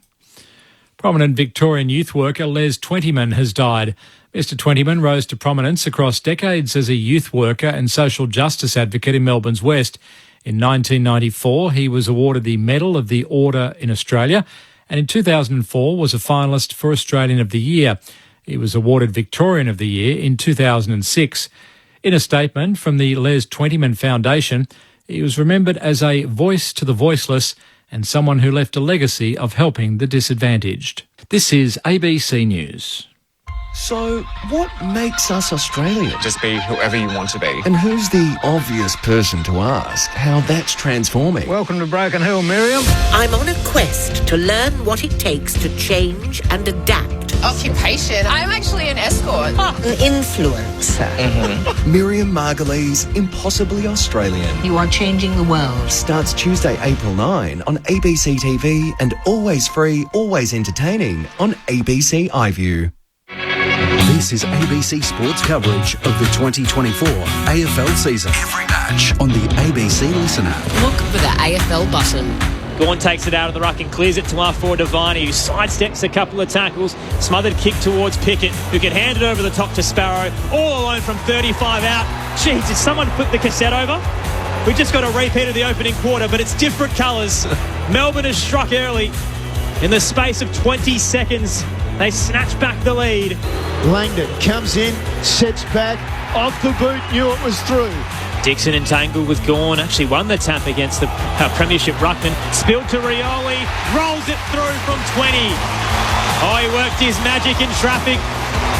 And Port Adelaide's back in the game. 7 points the margin. Boone Jones crosses 50. In he comes, sets it on its way, sneaks it in. Goal to Port Adelaide. 1 point game now. Soto with the assist though, gets it to Butters. Check side entry for the power. And courageous from Mead, who saw Langdon coming, stood his ground, hands it to Houston. The long bomb from 55! To Fritsch, now near Bullen. Ducking and weaving through a couple. Hands it off to Viney. Dummied and baited Farrell. And from 40, he slots it in game 200. Oh, that was superb play. The 2024 AFL Premiership season. On your radio. ABC Sport Digital. And on the ABC Listen app. A blockbuster clash to cap off your Easter Saturday. Scores are level at the major break between Port Adelaide and Melbourne. 7-3, 45 apiece. Two sides that are hopeful to play finals this year. Two sides on winning streaks. And can anything separate them in the second half? We'll find out in a moment's time on ABC Sport. Aaron Bryans and Neil Cross calling the action for you. Chelsea Randall, Dean Brogan, your experts, and Josh Money down on the boundary. The text line 0437 774 774. We want to know where you're listening from across this long weekend. Damien says he's milking cows in southwest Western Australia. Not overly bothered who wins, but enjoying a close game. Well, it'd be, 6 o'clock there, Damien? So I'm not sure how much daylight you'd have left to milk the cows, but fingers crossed for you tonight. Also, we've got Grant in Waterloo who says, hi team, go Port Adelaide. We've got another listener who hasn't left their name. It says, sitting around the fire, listening to the footy at Swan Hill on the Murray River. And another listener says, long-suffering Eagles supporter listening to the call. If there was a top 17 in the AFL, the Eagles would still not play in the finals. I'll get a bit of hope because you're playing tomorrow at the Docklands against the Western Bulldogs. Our coverage from 1 p.m. Eastern Daylight Time. Following that, we'll have Richmond and Sydney at the MCG from 4 p.m. Eastern Daylight Time. All these games, all these calls available to you on the ABC Listen app on the AFL button. The day does start with AFL Sunday, though, with Matt Clinch from 12 Eastern Daylight Time. There was an earlier game today. Essendon defeated St Kilda by 4 points. What a thrilling finish it was in the end. So this is a remarkable run. The Saints were in front for over an hour. It was an hour and 4 minutes. Oh no, I've done the wrong math there. It was an hour and 44 minutes. And basically choked it in the last minute. So Jake Stringer kicked 2 unanswered goals in the last quarter. They hit the front time on in the fourth, and Essendon managed to hang on to win by 4 points in the end. 10-11-71 to the Saints, 9-13-67. So Stringer finished with 3 goals. Nick Martin had a day out, 44 touches for the Bombers. For the Saints, Jack Higgins was the best of the goal scorers with 3. And in terms of the possession getters, Riley Bonner had 32 touches. So they snatched a great win there, the Bombers, over the Saints in the build-up to gather round where they will play Port Adelaide on the Friday night. St Kilda, meanwhile, next weekend, they make their way over to Norwood to play the Tigers on the Sunday. So plenty of footy to have in this great state next weekend, and we'll have all of it for you on the ABC Listen app. Just jotting around to the other codes in the Rugby League, the Dragons defeated the Seagulls 20-12 earlier today, and at the moment, at the 57-minute mark, the Dolphins lead the Titans 12-10. In the A-League today, a 0-0 draw between Melbourne City and the Newcastle Jets, and at the moment, no score between Sydney and Central Coast so far at the 56-minute mark.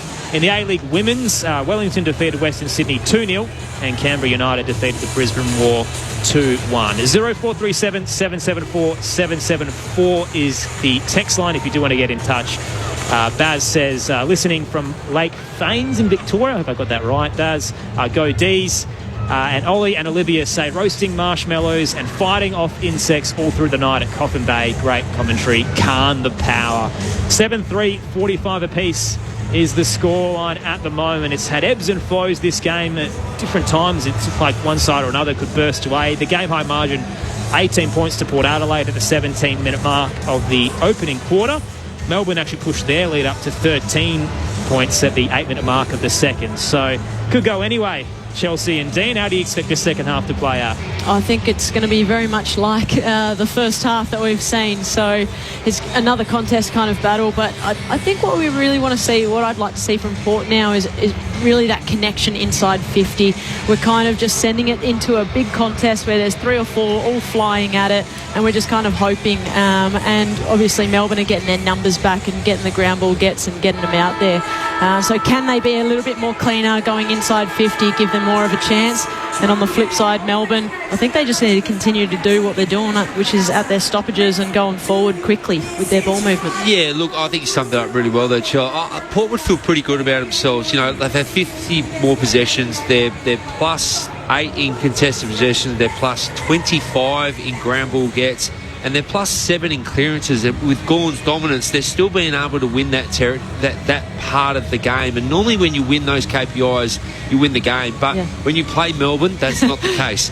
So I'm with you. I think they need to address how they're entering the ball inside 50. Now, whether it's they need to take their time a little bit and start getting a little bit more uncontested possessions, and even switch a couple of times and shift the ball, Melbourne's zone and shift the ball a lot more and keep the ball longer to frustrate Melbourne a little bit, and then pop one inside 50. Something might pop up. So I just think they're playing into Melbourne's hands a little bit like how Melbourne wanted to play. They don't care that they've had 50 more possessions. They just wanted to keep kicking them the ball so Melbourne can get the ball and pierce their way through and score when they go inside 50. So, look, it's going to be a fascinating battle. The big question for me is, can Port keep playing like this? Can they keep doing it? Can they keep cracking in?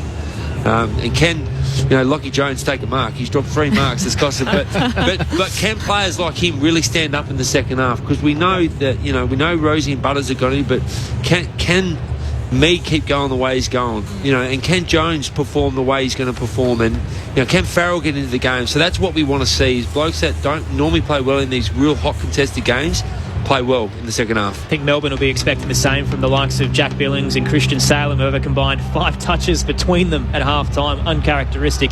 Meanwhile, Travis Boak leading all charges with 17 touches at the major break. Christian Petrarca with 16. Willem Drew, Ollie Wines and Jackson Mead with 12. Scores level as we kickstart the second half. Aaron Bryant's Chelsea Randall, Dean Brogan, Josh Money and Neil Cross with you for the call. Max Gawn in the middle, and they average 58% first possession from the centre bounce. Not this time, though. Taken away by Drew, who received it from Butters. Drives Port forward and long. Right to 25 from goal off hands. Rivers immediately tackled. Released the ball. Rosie, hand pass out. Rioli gave it back to Bergman. And Bergman centres it up, and Lever was sitting back there to take the chest mark. Handballs it off straight away. And Rivers will send them out of defensive 50. Flirted with the boundary line, a long kick to Neil Bullen, but just the required distance as he dives to take the mark. And Glenelg product pops it short. Just the required 15 to Windsor. Called to play on as he steps off his line. He'll send the Demons up the broadcast wing. Awful kick. Too high for Petrarca. Lockie Jones was sitting behind him to cut it off. And he took the mark. Cheer as he takes the mark. He looks solid then. Booming kick as well. High and long towards the 50. Dixon presents. Sport away from him. Ricochets out towards Houston. Spots Butters alone. Releases him. Looping handball over the top to McEntee, who darts his way around Rivers. Heads for home with a long ball. One-on-one Rioli entangled there with Hall. Off hands. Bergman goes to ground. Langdon keeps his feet. And the Demons will get the exit through Chandler. Chandler with one bounce. Out on the eastern side, hugging the boundary. Down the line he went. Ball fell to the back. There was holding. It'll go to Aaliyah, or it'll... Yes, it will. Aaliyah looked disappointed just for a moment as the umpire began the signal. And he receives the free kick. The offender was Petty. So Aaliyah behind centre wing. Had to go and get the ball. Took some time. Now finally just kicks long for Dixon, reaching up. Too big for McDonald. Dixon turns and inside 50. Intercept mark taken. Marshall was waiting. Lever cut it off. Just wasting some of their chances there, Port. Lever sends it up towards the eastern side. Aaliyah cuts it off this time, as we mentioned at the half-time break. End-to-end footy. A lot of the time played between the arcs. Strong defensive game from both sides as Aaliyah pops it short. Wines now in the centre square. Sends it into the scoreboard pocket. His target is Bergman, who got rid of Langdon but then dropped the chest mark. Fell into the footy and caught one high. Hoare dove in. Mistimed the tackle. And Miles Bergman can go back from 40 out. Tight angle to the right. But what that was, Charlie, great mark, but then he just wheeled straight away. You can't do that against Melbourne. You've got to be patient and wait for something. And what Ollie saw then, he saw a one-on-one that he liked and kicked it to him. And now Bergman's got a free kick. This will make him work. 1 goal, 3 for the year, Miles Bergman. It's starting to flourish, this first round pick. Boots cross the paint of 50. Bergman launches into the kick. Hard, wide left, off hands. It stays in the field of play. Kick comes back towards the 40-metre mark of the attacking 50 for the Power. Awkward bounce from Mead. McEntee tries to slap it to Rioli. Misses him. And it rolls over the boundary line to be tossed back into play. Interesting. I did wonder whether that was gone over for a point when he spoiled it back into play. And I think the field umpire is actually just going to check that with the goal umpire right now. We had a whole passage of play. About 10 touches in it. The champion data guys are going to be pulling their hair out because it's going back. It did look like it had already gone over the line, but we'll see. Replay is a little tricky because the goal line camera is on the padding. Maybe not fully. No. Scoring line. There you go. So it's play on as you were, throw in. And all the stats remain. 7-3-45 apiece. 4 minutes into the third term. Live footy on ABC Sport.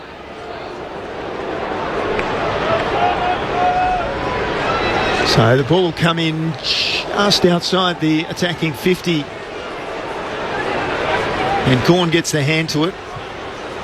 Wines, though, comes across, sends it straight across the ground. Don't think he intended it to go there. Bergman with a strong tackle on Langdon, tries to shake him.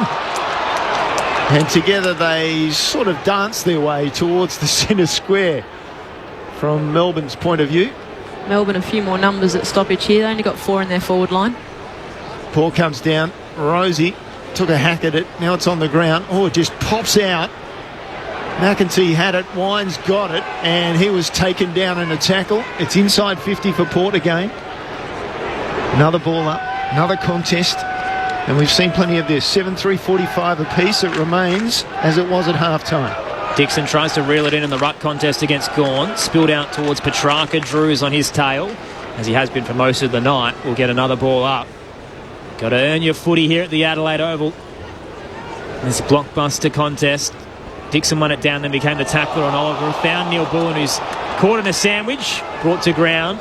We'll see if third time's the charm. 45 out. Attacking 50 for the Power. Gawn wins it down, slipped past Oliver to Rivers. Hacks it out a defensive 50. Tumbling ball in front of Ben Brown, who's racing towards the boundary line and happy to let it roll over. It'll be tossed back in front of the Jack Odie stand. 7-3-45 apiece. No score so far in the third term. 5.5 in. Because we're getting a lot we're getting the same sort of story, aren't we, with the game? It's a really tight and contested, lots of numbers around the footy, and nothing's easy out there, nothing free-flowing. Port have had a bit more of the footy but can't get anything going. Viney off the rock contest, just tumbles the ball down towards half forward. Radaglia came through, picked it up, gave it to Butters, twists and turns. Hand pass back to Radaglia, who by that time was free. Looks back, thought he heard a whistle. Umpire says it was a free kick. I think it was downfield after Butters was tackled after he disposed of the ball. Now he receives a hand pass from Radaglia, goes into the square. Burton, haven't called him often tonight. He's got the mark, drops it short to Butters. He said, let's go. His kick wasn't fantastic. Turnover in midfield. Can they take advantage, Melbourne? It's out to Langdon. And then Langdon forward, hand pass to Pickett. Picked it up on his toes, then to Oliver. Oliver backtracks. Kicks it around the corner, does well to Rivers. They want to move it fast, though. They've gone. Played on was Viney after he took the mark. Port Adelaide force a turnover. Bergman hands it off to Drew. Now Butters turns. Akers ahead of him. Spots Marshall. Attacking edge of the square. Off a step, he sends it into the scoreboard pocket. Excellent delivery to Rioli, who shaped his defender, charges into the open goal square, and Rioli has two.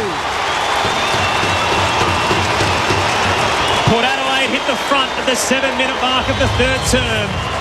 8:3:51 play, 7:3:45. Game on after a slow start in the third quarter. It's live footy on ABC Sport. Your experts, Chelsea Randall and Dean Brogan. Well, it wasn't pretty footy, was it? Butters tried to make something happen, turned it over, but because Melbourne don't hurt you on the turnover, they couldn't go forward. So then they made a mistake and Port capitalised on it. So it came from a risky play. I know Butters did turn it over, but he made something happen and just forced Melbourne into a situation they didn't want to be. They're not a turnover team, Melbourne. So Port, if you can take something out of that, just go quicker and make it up and do something. Keep taking the risks because you will reap the rewards. And Will Rioli just there, like, he knew that he was from a really difficult angle. He knew he just had to drive his legs. No one was in front of him. Just run to the open goal and kick it. Only two games this afternoon. Earlier it was Essendon by 4 points over St Kilda. And right now it's Port Adelaide by 6 points as Melbourne comes away from the middle. Port Adelaide by 6 points over Melbourne. Will go down to Josh Money on the boundary. Crossy, Dan Houston's come to the bench and is getting a fair amount of work done on his hip in the hands of the doctors and in a lot of pain every time they push on it. I'll keep you posted. Ball comes back in through the ruck contest. Now at the other side. Chandler there. Couldn't take it away for Melbourne in a tackle. Now it's come to Rosie. Oh, he twists and turns. Loses Sparrow. Sparrow finds him again. Rosie goes a left foot down the line. Carries over the top of McDonald. He's back onto it. Loses it. Dixon toes it forward to half forward. Lever got a hand pass out. Interesting to Oliver. Umpire said it was so interesting it was a throw. Turnover. Marshall to take it 60 from goal. Rioli on the charge. Marshall opts to bang it long instead. Pops it into the left forward pocket looking for Dixon. Rivers got plenty of height and a big fist to smash it into the hill. It'll be tossed back into play. Left forward pocket about 25 out from Port Adelaide's goal. They currently lead by 6. 8:3:51 to 7:3:45. Aaron Bryans, Neil Cross and Premiership players Chelsea Randall, Dean Brogan with you for the call. And the all-star boundary rider Josh Money downstairs. Toss back in. Dixon taps it down to Butters. Bit of a fumble. Rare occasion for him. Charging through his house. Caught in the tackle from Mead and coughed it up. Drew to Burn-Jones. Rioli is crushed. Heavy tackle that was way too high. Free kick to go his way. 45 out from goal. Hoare was just reckless in the approach. And the free kick to go the small forward's way for the Power. Will start from outside the boundary line on a tight angle. It wasn't like he even ducked or anything too badly there at all. He kind of just came in tall and just kind of tried to take body, but it was too risky there and just took him high. Almost a flailing attempt from Hoare. Didn't really know where he wanted to land that tackle. It was. Just flung his arms in. Willie Rioli. In the pocket, opens the angle, curling it's right, but it's not coming back. And off hands, it's through for a minor score. Port Adelaide 8-4-52. Lead Melbourne 7-3-45, 10 minutes into the third term.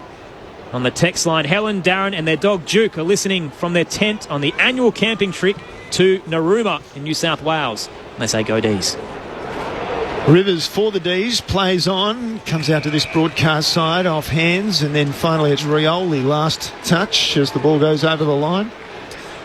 I really love Port's intent coming out after the break. They're plus everywhere, plus 8 in tackles, plus 5 in contested possession. They're winning the territory game, they're winning the contest. Can they sustain it? Because Melbourne get going about 15-minute mark of the quarter, as we've seen this big arm wrestle tonight.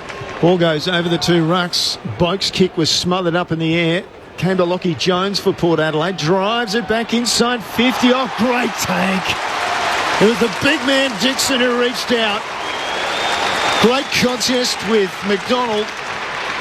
And just at the last moment, stuck a mid-out and then a second one and took the mark 25 metres out, 45-degree angle.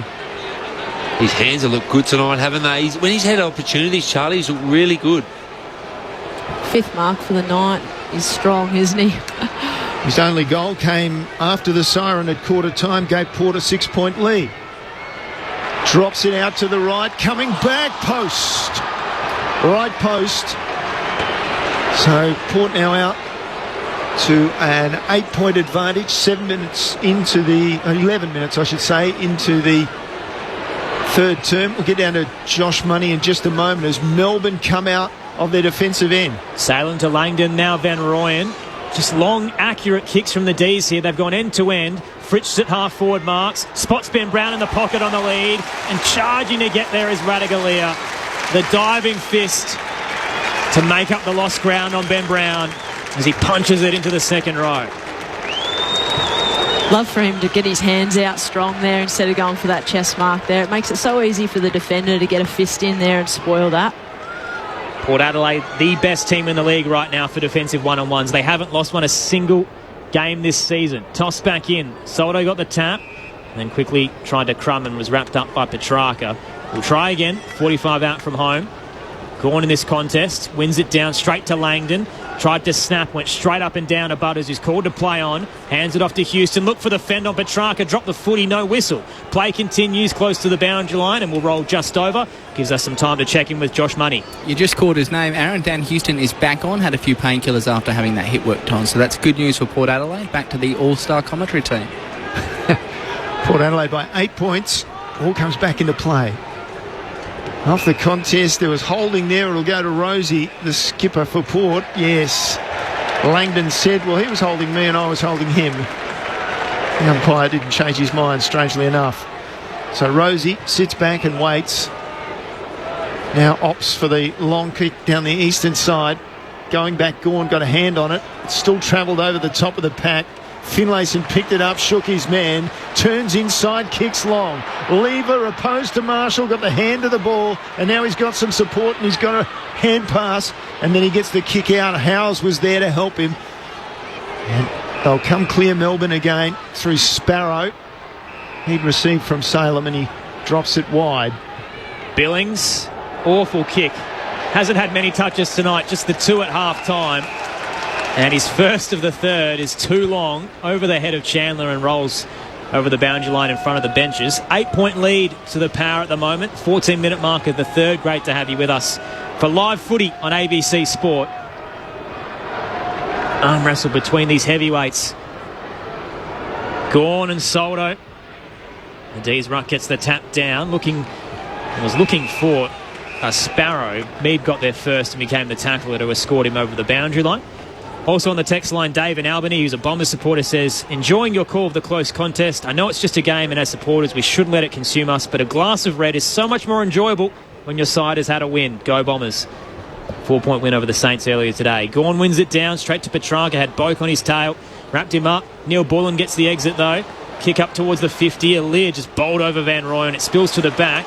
Radaglia close to the boundary line, works his way across the paint, handed it to Aliir. He's bowled over the boundary line by Van Rooyen. A receipt there after that earlier collision, and it'll be tossed back into play at right half forward for the Demons. Aliir's body work just in that contest there, 1v1. He just nudged him just perfectly under the ball, and he was able to create the contest there. He was off the shoulder of Gorn in that contest, and it came down to Petrarca. Hand passed into space. Top of the 50 now for Melbourne. Butters picks it up. He's taken down. Ball loose again on the ground. Pickett just slammed it out. Salem got a foot to the ball, sent it into the forward pocket and over the boundary line. Just a hack at the ball, and he got 40 metres out of it, Christian Salem. And the ball will be thrown in about 20 metres around from the goalposts. And Melbourne in this quarter attacking that Riverbank stand end of the ground. Hasn't been pretty this term. Gawn tries to take it out of the ruck, put it down. Drew looked to exit, only caught the belly of the ball and straight up and down towards Neil Bullen, who takes the mark. 45 out, tight angle to the left. Hasn't really been a clean ball, has it, Brogs? Like it's been up and back, and it's been hard for both sides. Neil Bullen starts close to the boundary line in front of the Rashudo stand. Kicks from bang on 50. Excellent delivery and exactly the class that Melbourne needed. Banging the chest, Alex. Neil Bullen has put the Demons right back in this. 2-point lead to the Power. 8-5-53 plays 8-3-51. 17-minute mark of the third term. Live footy on ABC Sport. Your experts, Chelsea Randall and Dean Brogan. Well, it's back over to you now, Melbourne, isn't it? And you're right, Chelsea. It's just there's no uncontested possession anywhere. And even in that one, Drew was under the pump. He just dumped it on his back. A dump kick out in your back 50 are never good. And Bullen just sat there and took the mark. And that's a classy thing. He's a great player, Neil Bullen. And he's having a pretty good night. Again, it's one of those small forwards that's grabbing hold of Port Adelaide. But it's just like a tidal wave at the moment, isn't it? Port Adelaide just hammer it, and then Melbourne just strangle it back, and now it's Melbourne's turn. So it's a real battle of wills at the moment. Neil Bullen, of course, locally bred, if you like, at Glenelg. Out of the middle, almost for Petrarca. Soldo instead picked it up, kicked it forward. At half forward, Lever taps it out. Rivers was involved as well. Howe and Howes or Hoare and Howes, I should say, and then the kick clear only finds Boak. So Boak, now what's called on here? Umpires have got to have a conversation. Ball was touched off the boot, and so it won't be out on the full. It'll be thrown in, and Travis Boak, well, they have to take it back, a possession for Travis Boak. Game number 351. As you were, we're at right half forward for Port Adelaide, and the ball's going to be thrown in. It's had a pretty big impact so far, Travis Boak. 18 touches tonight. Tossed back in. It cleared both rucks. Butters at the back. Got a handball to Boak. Now Wines. Sends it inside 50 for the Power. Didn't favour Finlayson. Lever was in front position and easily had the run in to cut it off. It's been great tonight for the Demons. Kick. Gee, put Billings under a bit of pressure. Went to ground in the tackle. McVie came with the assist. Couldn't control it. Mead spun in a tackle. Tried to get it out to Bergman. He's sandwiched by a couple. And we'll get a ball up on the paint of the attacking 50 for the Power. They're currently up by 2 points. Plenty of time to play in the third. Your main event of Easter Saturday on ABC Sport.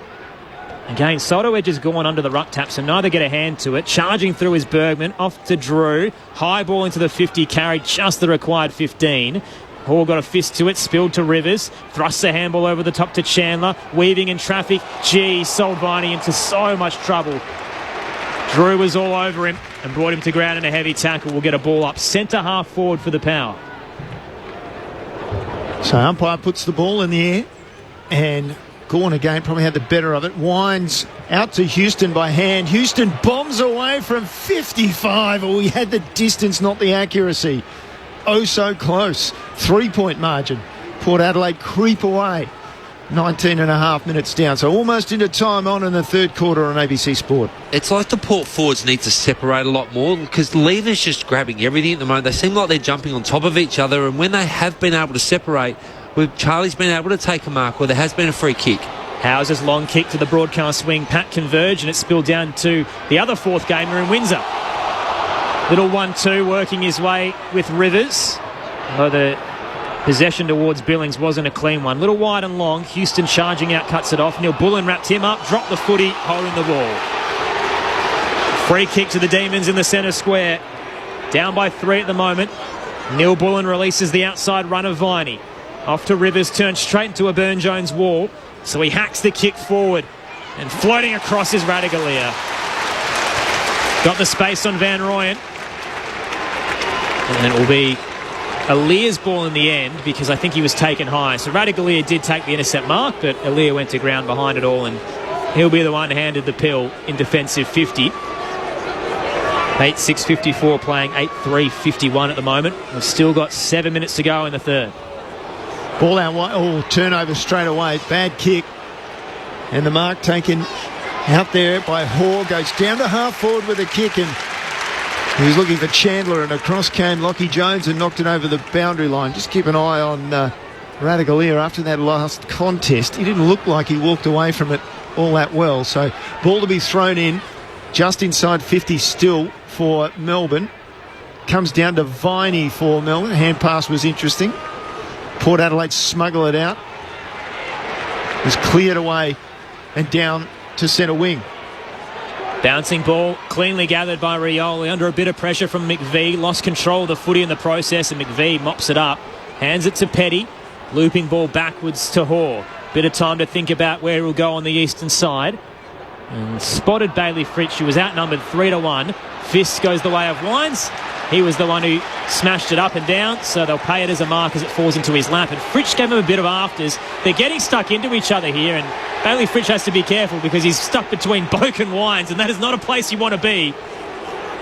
And they've settled down, and the Brownlow medalist will take his kick just behind centre wing on that outer side. Sends it to half forward. Dixon front position. Slipped through his fingers. McVie at the back.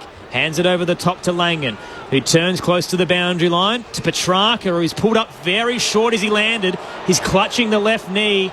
Can't put any weight on it at Christian Petrarca. Wants to take his kick, but hopefully it's just a bit of a stinger as he hops, skips, and then bangs it up towards the 50. Launching into the night sky was Van Rooyen. Got a hand to it. So much height, but couldn't bring it down. Neil Bullen front and square. Centres his kick towards Sparrow. Good vision. Rosie cleans him up after as well. Risky kick, but great hands. True centre half forward, Tom Sparrow. One of the 5 South Aussies out there tonight, and the entry is terrible. Backing was Butters, couldn't control it. Spilt to Neil Bullen, snaps from 30. Sitting back was Alia, and forces Petty to knock it through for the minus score. Back down to a 2-point game. 8-4-52 plays 8-6-54. Port Adelaide lead. Time on in the third. Josh Money downstairs. Looks as though Port Adelaide are about to make their sub. Francis Evans is on the back bench after a quiet night. Jace Burgoyne is changed and ready to come on. So taking his time, Farrell. Now he comes to this broadcast side. Powerful boot. Gets it almost to centre wing. Finlayson edged his man. Lever under the ball. Took the mark. Immediately plays on. Soldo now testing the endurance of Gawn. Soldo front edge of the centre of the square. Took the mark. Inside 50 with his kick. Melbourne have defenders there, but it's come to Dixon. Tried to shake a tackle. Wasn't successful. Gawn picked it up. Gave it to Lever by hand. Chips it outside 50. And across came Finlayson and knocked it over the boundary line. Ball to be thrown in. Surely Soldo had someone to handle that to make a better decision. I know what he was trying to do. He was trying to get it to Dixon long, but he's just the big ruckman. Should have handled it to some runners going past him. The intensity's lifting at the Adelaide Oval. The Power by 2 points late in the third. Gawn wins it down straight to Rose. He spotted Dixon. Bit too shallow. Gathered on the bounce. McDonald had a high hand of his Guernsey. No whistle. Hoare fumbled. Wines capitalised but couldn't kick the goal as he snaps from 30. Minor score on the left-hand side. 3 points the lead once again. 8-7-55 plays 8-4-52. 24-minute mark of the third, and again Melbourne race away out of defensive 50 as Rivers launches it with a rocket up towards the logo. Ball comes off hands. Drew gave the hand pass to Rosie. Flanking him was Houston. Inside forward 50. Great delivery. Top of the square. Soldo. Was he taken down? Yes, he was. There were 3 Melbourne defenders there, but such was the penetration of the kick. Soldo was going to take an uncontested mark, and he just got knocked front on by Lever. It was coming back. And the umpire said, no, go back and take your kick. So he's now lining up. He's 35 out, but he'll probably wander into about 15. He can't miss this, surely. He's a ruckman. Don't jinx him. He's pushed forward on Gawn a couple of times tonight, so let's hope he kicks one, and huge goal for Port. Here comes Soldo. And just pokes at it, and he keeps it straight. And Port Adelaide celebrates. Ivan Soldo with his first of the night. Port Adelaide get a little break, close to three-quarter time. 9-7-61 plays 8-4-52. On ABC Radio, we've got live AFL action, and this match is still alive. I reckon Soldo's actually going really well on Gawn this quarter. I'm looking at hit-outs. It's 10 apiece. He's kicked a goal. He's had opportunities centre forward. He's really testing Gawn forward, and Gawn hasn't gone with him a couple of times. So he hasn't shown him any respect. For Soldo to hit the scoreboard is big leg up for Port at the moment. You know, he's really halving everything Gawn is. But how's the entry from Dan Houston, though? I was just about to say, Houston, that's just such a penetrating kick, isn't he? And I don't think you wouldn't even have to move. Like, if Soldo just had to stand there and pop the hands up, it was an elite kick.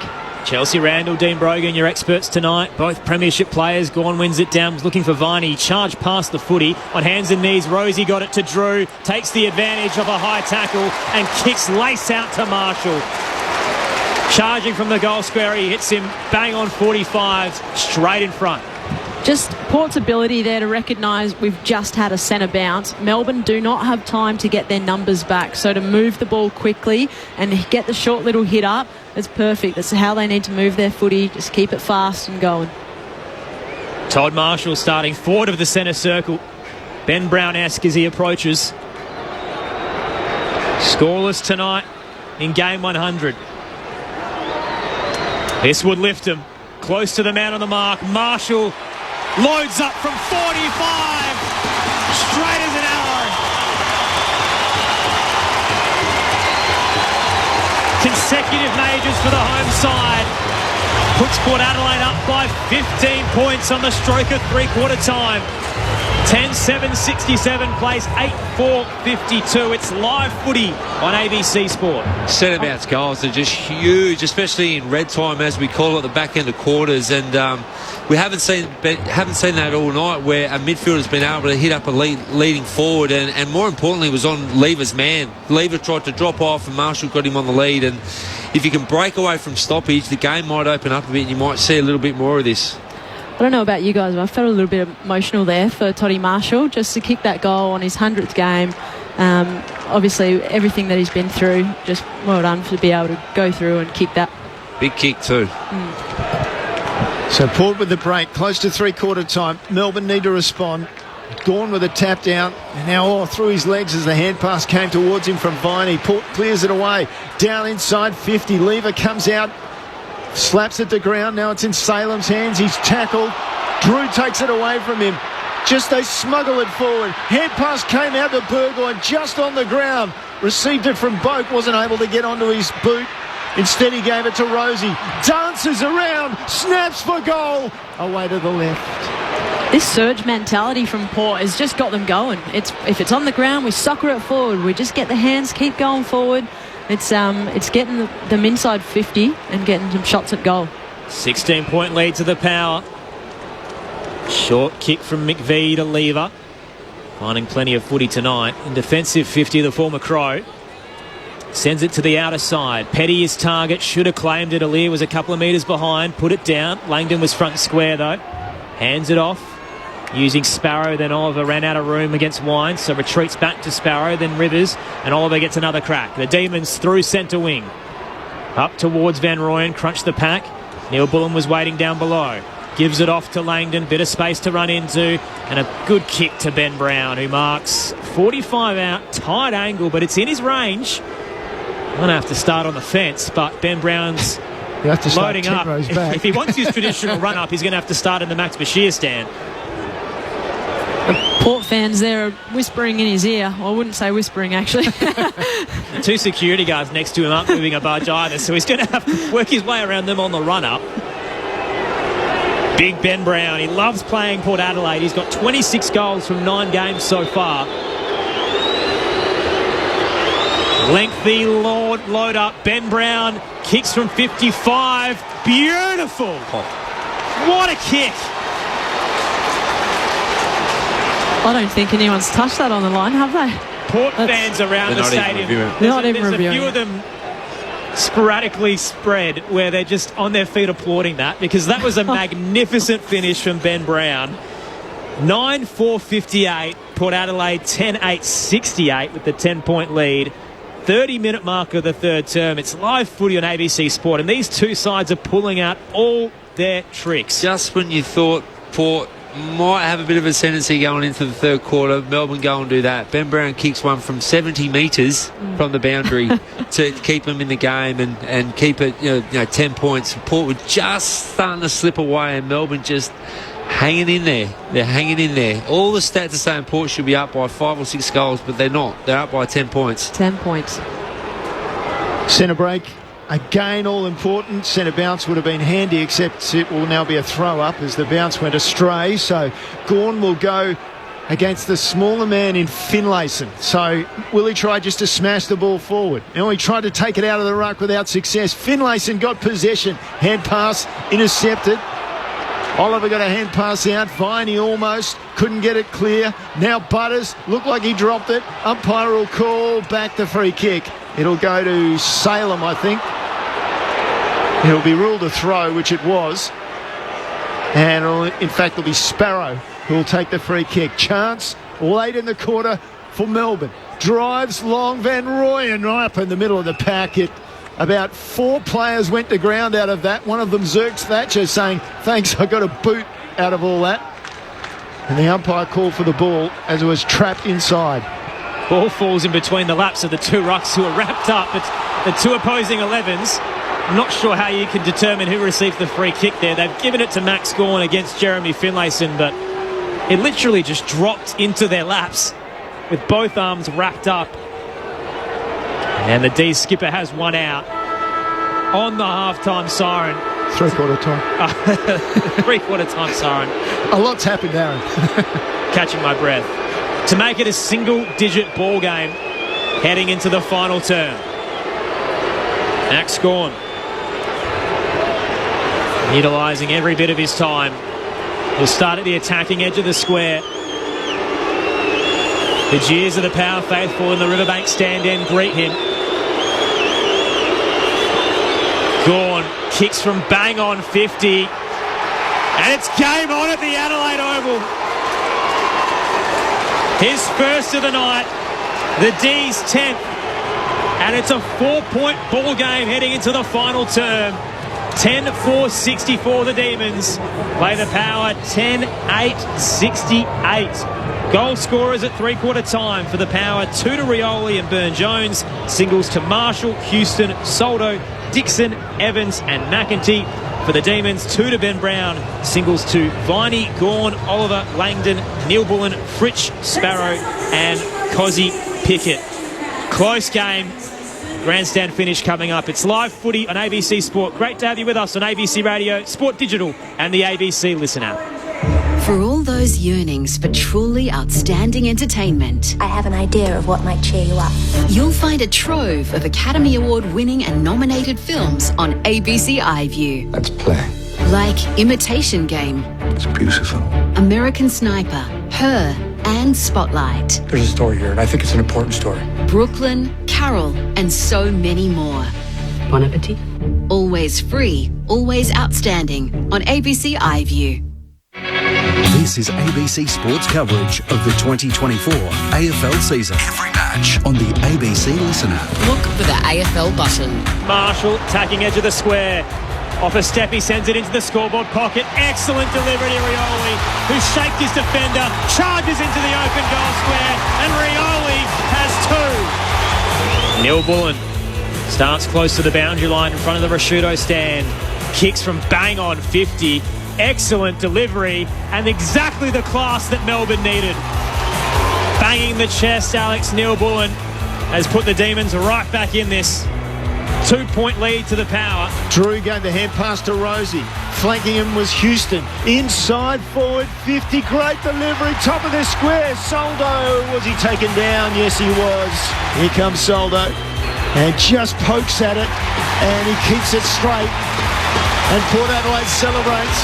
Gawn wins it down, looking for Viney. Charge past the footy. On hands and knees, Rosie got it to Drew. Takes the advantage of a high tackle and kicks lace out to Marshall. This would lift him. Close to the man on the mark. Marshall loads up from 45.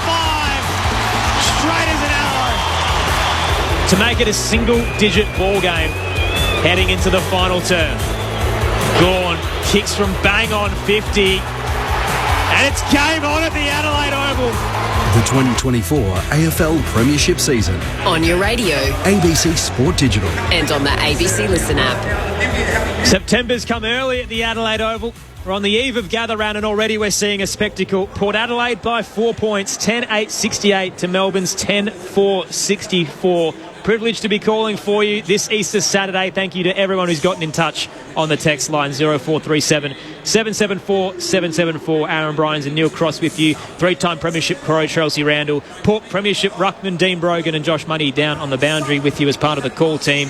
Shout out to Jeff, who's listening to the call while sitting on the hill between Kununurra and Wyndham. You would have been out in those regions, Charles, for a bit. Also to M from Melbourne, who's doing my job for me, says, enjoying the call, good game. Shout out to all the texters enjoying their Easter holiday. So thank you to M for that message as well. So keep your text coming, 0437 774 774. I can't predict how this is going to finish. Chelsea, Dean, what's going on with this game? Well, I love the way Port attacked. They went forward at the game, but we don't have a time in forward half stat in front of us here, but you can tell by metres gained and just the feel of the inside 50. So plus 11 inside 50s Port says they were trying to go at the game. They were trying to get in front, and they got their nose in front by about 3 goals, and it looked like they were actually going to go into three-quarter time with their tails up, and they just can't put Melbourne away. And Melbourne have had to kick, look, let's be honest, 2 very good goals by Neil Bullen and Big Ben Brown from parts of the ground that you never see goals kicked. So it smells a little funny to me that Port should be winning by more, but they're not, which sends shivers down my spine that Melbourne are going to win this one because they just make the most of their opportunities, and Port are trying everything and just can't put them away. Yeah, I agree exactly what you're saying. Like, when every time Melbourne go inside 50, they only went in 8 times and they've scored the 3 goals, 1 for that quarter there in the third. And then on the other end, you got Port going in 19 times and only scoring the 3 goals, 5. So, they're getting some chances, but are they executing as well as Melbourne? No. So it's 4 points in this game. It is anyone's game to win right now, and which is amazing because I love these tight games. Not as a player, I have to say, but as a supporter of footy, they're brilliant matches to kind of watch and definitely commentate. And Melbourne did it without Petrarca. Only had 2 possessions that quarter. Oliver 5. You didn't really notice them. Butters and Rosie got to work. Ollie Wines was really good. So Port's good players are playing well. They're Butters and Rosie after the half-time last week really stood up, and that's what they've done again, but they just can't put them away, and normally games like this go against the teams that should win. So look, let's hope it goes against the grain and Port get up, and this is it. This will be worth 2 wins tonight, whatever team wins this. 8-point game, bros. 8-point game. 8-point game. Probably 12 points for Melbourne. I know you plead teal, mate, but there's a fair few listeners that I think that'll want it to go the other way, so we'll see how this plays out. Great to be with you across the country. Port Adelaide by 4 points. Thrilling finish coming your way. Live footy on ABC Sport. High bounce in the middle. Soldo and Gawn charge in. The D's ruck wins it down. Bouncing towards Petrarca, who goes to ground with Butters, picked up by Drew, who releases Rosie, arches the back, runs to 55, heads to home. Rioli collapses in the contest and somehow gets boot to ball, holding free kick to go against him. He socketed it through on the goal line. He'd gone to ground, wrapped up with Howes, and has given away the free kick. He did dump him. It was there. It was 100% there. So the Demons exit with a long ball to Max Gawn at right half back. Soldo put him under pressure in guarding the mark. Almost turned over to Jones. That time he couldn't take the mark. Or again, I should say, Brogsy couldn't take the mark. The wide kick that came in the end from Lockie Jones went over the boundary line. And so it'll be a free kick for Rivers. So about 60 from goal. Eastern side of the ground, stays out there. Down the line he goes, Brown with the mark. Look to go with a hand pass straight away. Decided against it, backs up. Still considering what his options are. Finally the umpire calls on him to play on, and he chips it forward. Turns it over straight away to Burgoyne for Port. Off to Burn Jones. Goes down to half forward with a kick to Marshall. He looks inboard straight away, coming out and unable to take it. Port Adelaide. Melbourne. Oh, there's a high shot. by Rioli, who couldn't take the mark in the first place, then just slapped his opponent Chandler across the chin, and he's got the free kick. Battered and bruised tonight, Chandler, but he's played on despite all of it. On the 45, he finds Hoare. Speaking of great stories, we've spoken a lot about Todd Marshall, but Marty Hoare, formerly on the Demons list, did his ACL, had to go back to Williamstown, and now back on Melbourne's list, sends it up through centre wing broadcast side. Pack collapses, towed forward by Petty as it tumbles its way towards the attacking 50. Zerk Thatcher with a bit of speed for the big man, gets back, knocked it towards Houston. Aaliyah now under a bit of pressure, got it back to Zerk Thatcher, fell into the tackle of Neil Bullen, and a ball up to come left half forward for the Demons. They're down by 4 points at the moment, early stages, final term. Ball goes in the air from the umpire. Gorn with a tap down, finds Petrarca, pushed as he kicked it, didn't get it that far, tapped on cleverly by Chandler. Neil Bullen in the corridor, 4 goal, got the goal. Good finish by Neil Bullen, first multiple goal kicker of the night for Melbourne. Neil Bullen has 2, and Melbourne have the lead again. 11-4, 70 plays 10-8, 68, 3 minutes into the final quarter. This has been an excellent contest to watch. I'm just watching the replay on that. Dan Houston's man, he just collapsed into the contest and left Neil Bullen out the back, and they've done clever little flick-ons tonight. That's 2 goals Melbourne have flicked on over their heads, but Dan Houston just didn't need to leave Neil Bullen then. He had no impact on the contest, and Neil Bullen's their most dangerous forward. He eats them for breakfast, Neil Bullen. Quick question on the text line for you, Chelsea Brogues. Drew V. Viney, says Charlie from Wembley. Who's winning? Ooh. I thought it was Drew Petrarca at one stage, but Drew's had a good night so far. He's on Oliver now, doing his best to cut down this 3-headed behemoth in the middle. Gorn crunched as he stood underneath the ball drop of the ruck contest, smashed it forward with a fist. Originally the bounce was going to be recalled by the umpire, but because Soldo hit him, the free kick is going to Melbourne now in the centre circle.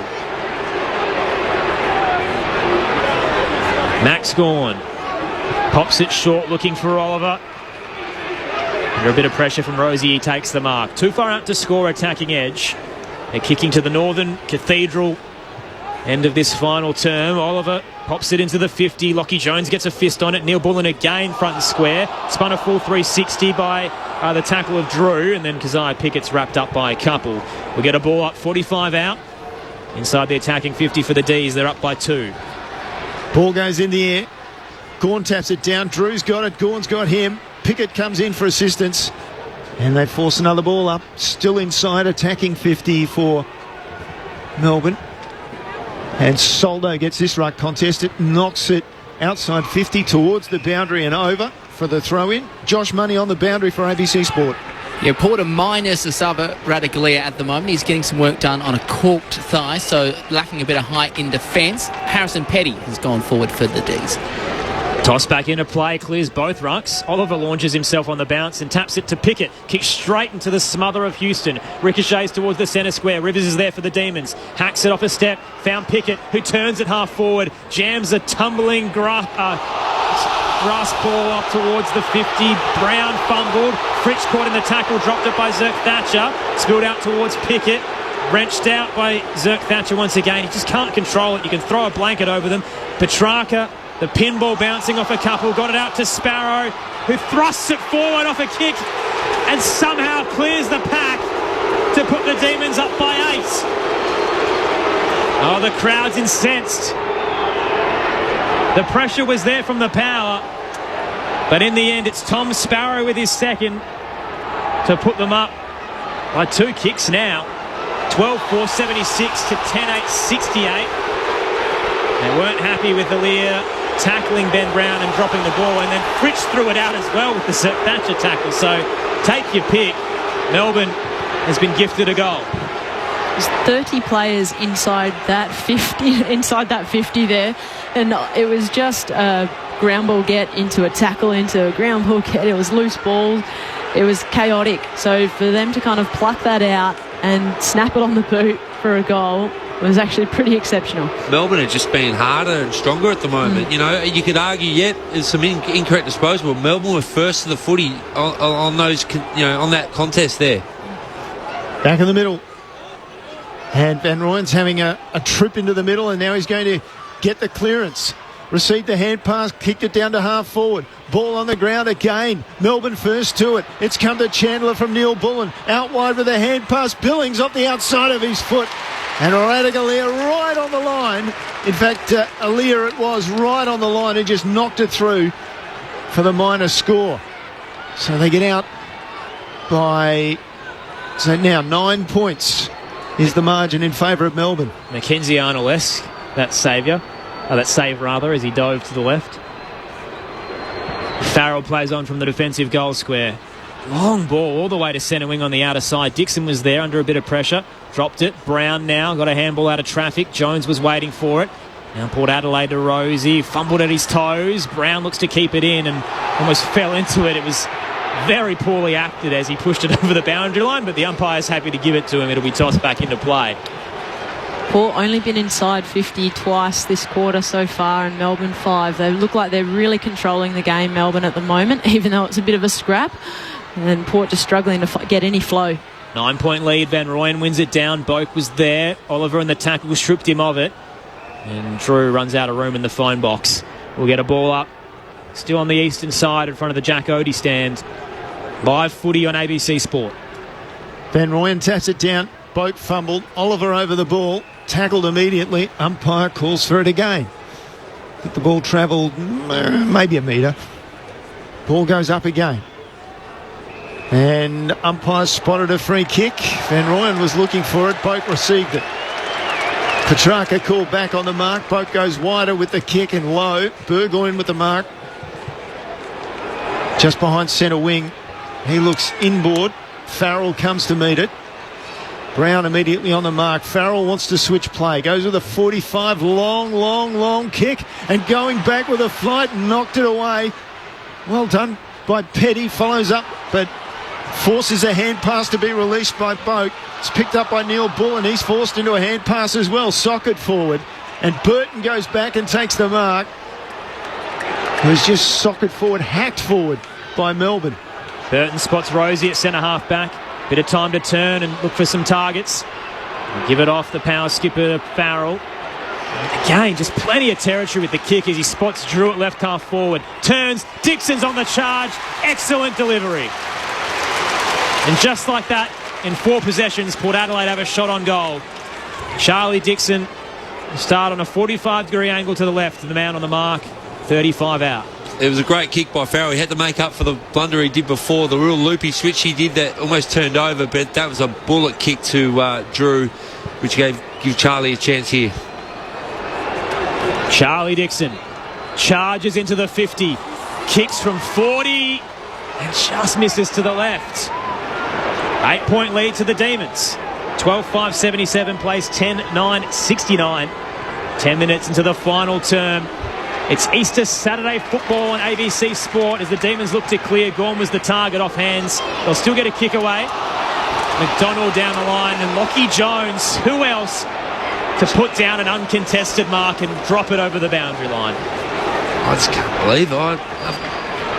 What's going on, Lockie? Come on, buddy. He'd have more drops than possessions tonight, I reckon. Oof, that's harsh. He may need some contact lenses, though. As the ball comes back into play, slips over the back. Drew just punches it forward. Melbourne have the numbers. Running through, and well done by Hoare. And then wide went the kick as he gave it away to running mate at Rivers. Rivers went wide for Chandler. So Chandler out on the eastern side, bangs it forward. Brown leading up, takes the mark. Ahead of Alia. So about 60 from goal, Alia on the mark. So Brown will not be able to make this distance. Now he plays on. Sends it into that scoreboard pocket. Running out and almost taking it was Fritsch. Came off his chest. Hand pass came out. And shooting for goal was Windsor. Oh, he's got it on the line. Was it touched or not? It'll be reviewed surely. Umpire satisfied, says a goal. Wow. Phenomenal. He's a handy player, Windsor, isn't he? Is he their high draft pick from last year, Aaron? He's been sensational. He's had some really big moments. Been good for him all year so far. This is an unbelievable goal. Pick 7 from last year's draft, Windsor. And we're just getting a look at the replay. 3 players coming at him. to dance around them and then still be able to slot that out from the distance he was. It's his first ever goal as well in his 4th game, and what a way to do it. Impressive. On the road against what we expect to be a finals candidate. Has put the Demons up by 14 points. The 11-minute mark of the final term. Josh Money on the boundary. Well, Jack Billings' night to forget is over. He's been subbed out of the game. Taj Woden is on for the D's. Great to see young Taj out there. The son of Brownlow medalist Shane. High bounce in the middle. Gawn takes it out of the ruck and skies it straight up and down. Langdon slid in for the mark, but it won't be paid because it was only 5 metres. Wrapped up in the tackle by Burgoyne will get a ball up. So Burgoyne on for Francis Evans, and now Woden on for Jack Billings. Melbourne by 14 points. Gawn smashes it with an overhead fist, bouncing towards Fritsch. Had Zerk Thatcher riding all over him. Piggyback on the centre wing, and they've paid holding the ball. He's dropped it under the immense weight of Zerk Thatcher coming down on him. That's the moment, if you hold on to it, umpire actually has to make a call there. In the sidecar, he had Burton. Hands it off, kicks up to the attacking edge to Wines. Put Adelaide looking to go inside 50. Wines, long ball. Dixon launches, couldn't claim it. Finlayson at the back, slapped away from him by Vic V. Marshall overran it. Rioli hacks it off the deck and hits the left-hand goalpost. Oh, he's hungry for majors tonight, Willie Rioli. He's desperate to cling them over the line. He's such an exciting player to watch, isn't he? Just a little wayward there. 13-point lead to the Demons. 13-minute mark of the final term. Live footy on ABC Sport. So Salem comes out of defence from the kick-in, looking for Van Roy, and he was up high, couldn't take it. Ball on the ground, and stalemate close to the boundary line, just down in front of us on this broadcast side of the Adelaide Oval, the western side. Umpire comes in, separates the players. Off hands down to Wines, who received from Drew, and it was touched off the boot by Sparrow, so the ball will be thrown in just outside attacking 50 for Port Adelaide. They need one. They've been sent the challenge. 3 goals to none in the final quarter from Melbourne. Has them with a handy 13-point lead as the ball comes back into play. Wines to Soldo. Do you handball to a ruckman? The ruckman kicks it inside 50. Oh, and off the ground. It's kicked through by Finlayson.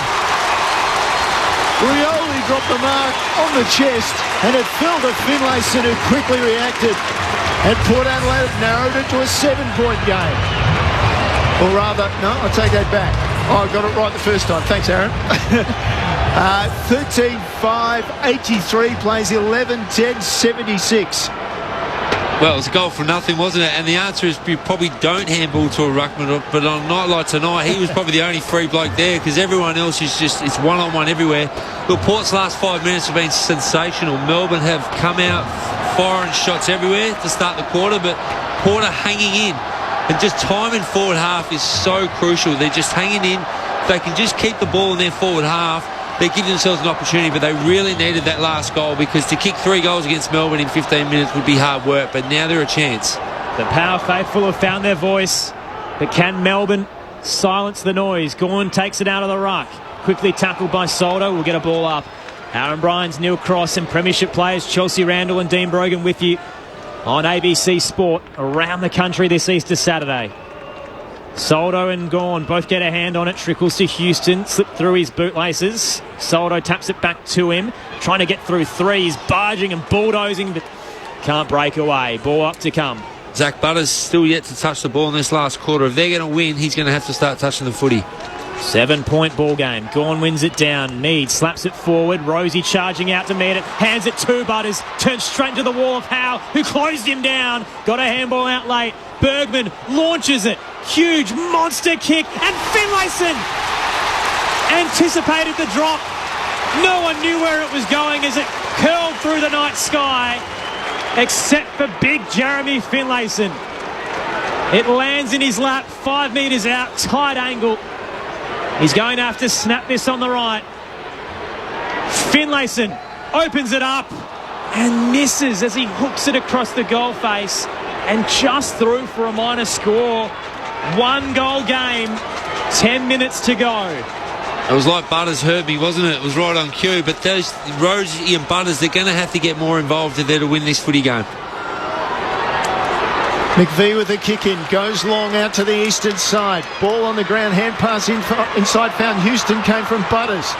Then under pressure, Butters has to follow up again. Zerk Thatcher puts it inside 50. Dixon picks it up. Oh, and they're trying to turn away from the tackle with no success.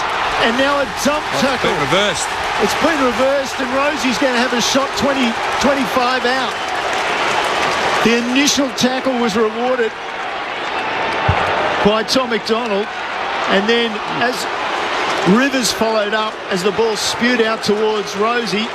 Oh, and I'm not sure if that's... Well, I think Rosie accentuated the contact, shall we say, but he's got the free kick. And the Port Adelaide captain now has a crucial shot at goal to level the scores. Connor Rosie from 25 out. Kicks to goal. Scores are level. Port Adelaide with a couple of goals in the past few minutes. They were down by 14 points and now they're level. 17 minutes into the final quarter. 12-11-83 plays 13-5-83. Well, time in forward half. Rosie and Butters are starting to touch the footy, and look what happens. So the really good players are really starting to bubble to the top now, and it's over to you now, Melbourne. So Melbourne came out through the first sucker punch, the first 10 minutes, and Port Adelaide's last 7 or 8 minutes have been sensational. They're winning contests, they're winning clearance, they're winning tackling, they're just winning the time in the forward half, which is giving them an opportunity, and they're just getting opportunist goals. So can they hang on? Or is it over to Melbourne now? That is the question. The contested possession is starting to look a little bit more even now. Port definitely changing it up. We've had 5 lead changes tonight, and the scores are now level again. Gawn wins it out of the middle. Oliver pulls it in with one arm. Breaks away from Wines as he wheels around through the centre circle. Kicks long. Launching with Sparrow. At the back, Petty. Handed off to Neil Bourne. He's run down by Butters. Umpire circles. Houston comes in with the assist. They're begging for the free kick, but it will not be paid. He's come out of the centre square for that. Yep. What a tackle. Goal-saving tackle. 45 out. Melbourne's attacking 50. Soldo disposes of Gawn and hacks it into the centre square. Rolling footy off a couple of bodies. Rivers gets it out to Oliver. Salem under a bit of pressure. Back to Rivers. Kicks it back inside 50 for Melbourne. Radagaleer's backing into the contest. Petty's cleaned up. Radagaleer keeps his ground but is wrapped up in the tackle. Umpire comes in and says, my ball, 25 out, straight in front. The crowd are right into this. Can't you feel it, can you? Almost a time on. Gawn with the fist. Petrarca pushes away from his man. Takes a snap. It's away to the right. It's missed everything. Out on the full. In the old scoreboard pocket. And it'll be Farrell by the looks. No, it won't. He'll have to surrender the ball. And it'll be Aaliyah. Takes the kick. Goes in short. Butters with the mark. Under pressure from Pickett. It's the shortest of kicks. Still well inside defensive 50 as we cross over into time on. Butters kicks to Thatcher, who dove forward to take the mark. Had he dropped it, they'd be in big trouble. Hands it off to Farrell, who sends it to the broadcast wing. Little long for Burgoyne, who's on the charge. Up against Windsor, who gets there first, but Burgoyne kept hunting and tackles him over the boundary line. It'll be tossed back into play. Forward of centre wing. It's loud, it's rocking, and that's because we've got 38,105 in the house. It was clean ball take by Windsor there, and just knew that the line was there and raced it over. Ball comes back into play. Gawn down to the front. Clean possession then for Wines. Back to Burgoyne. Back turns it. And well done. Release the hand pass to Burton. High inside 50. Dixon stood up. Couldn't take the mark. Ball spews out to Oliver. Dodges, weaves, and then turns around and kicks it back towards centre wing. Gawn comes across and takes a strong mark across the front of the pack. Looks forward. Not a lot available. Goes for Petrarca. Punched away. Long punch away by Aaliyah. Langdon had the ball. Released the hand pass to Rivers. Clever kick out to Petrarca. Now they're on the eastern flank. Petrarca inside 50, long and high for Fritsch and/or Brown, who comes over the top. Takes a strong mark, 15 metres out. That was unreal. You've got Benny Brown up here putting a block essentially, or bodying up so Maxi Gawn can take a mark up the ground. And then Fritz has done the same thing for Benny Brown down there, just by taking a little bit of body, allows the time and space for Benny Brown to launch up there and take the aerial. The game's really opened up now, hadn't it? That was really uncontested towards the end, but the work rate, Ben Brown to get back to the goal square. He's up at centre wing here. Big kick, this one. He's just about on centre wing to start his running. He's inside 50 now. He's getting there. He's getting there. And finally, he kicks a goal. And he kicks a goal. Much needed major.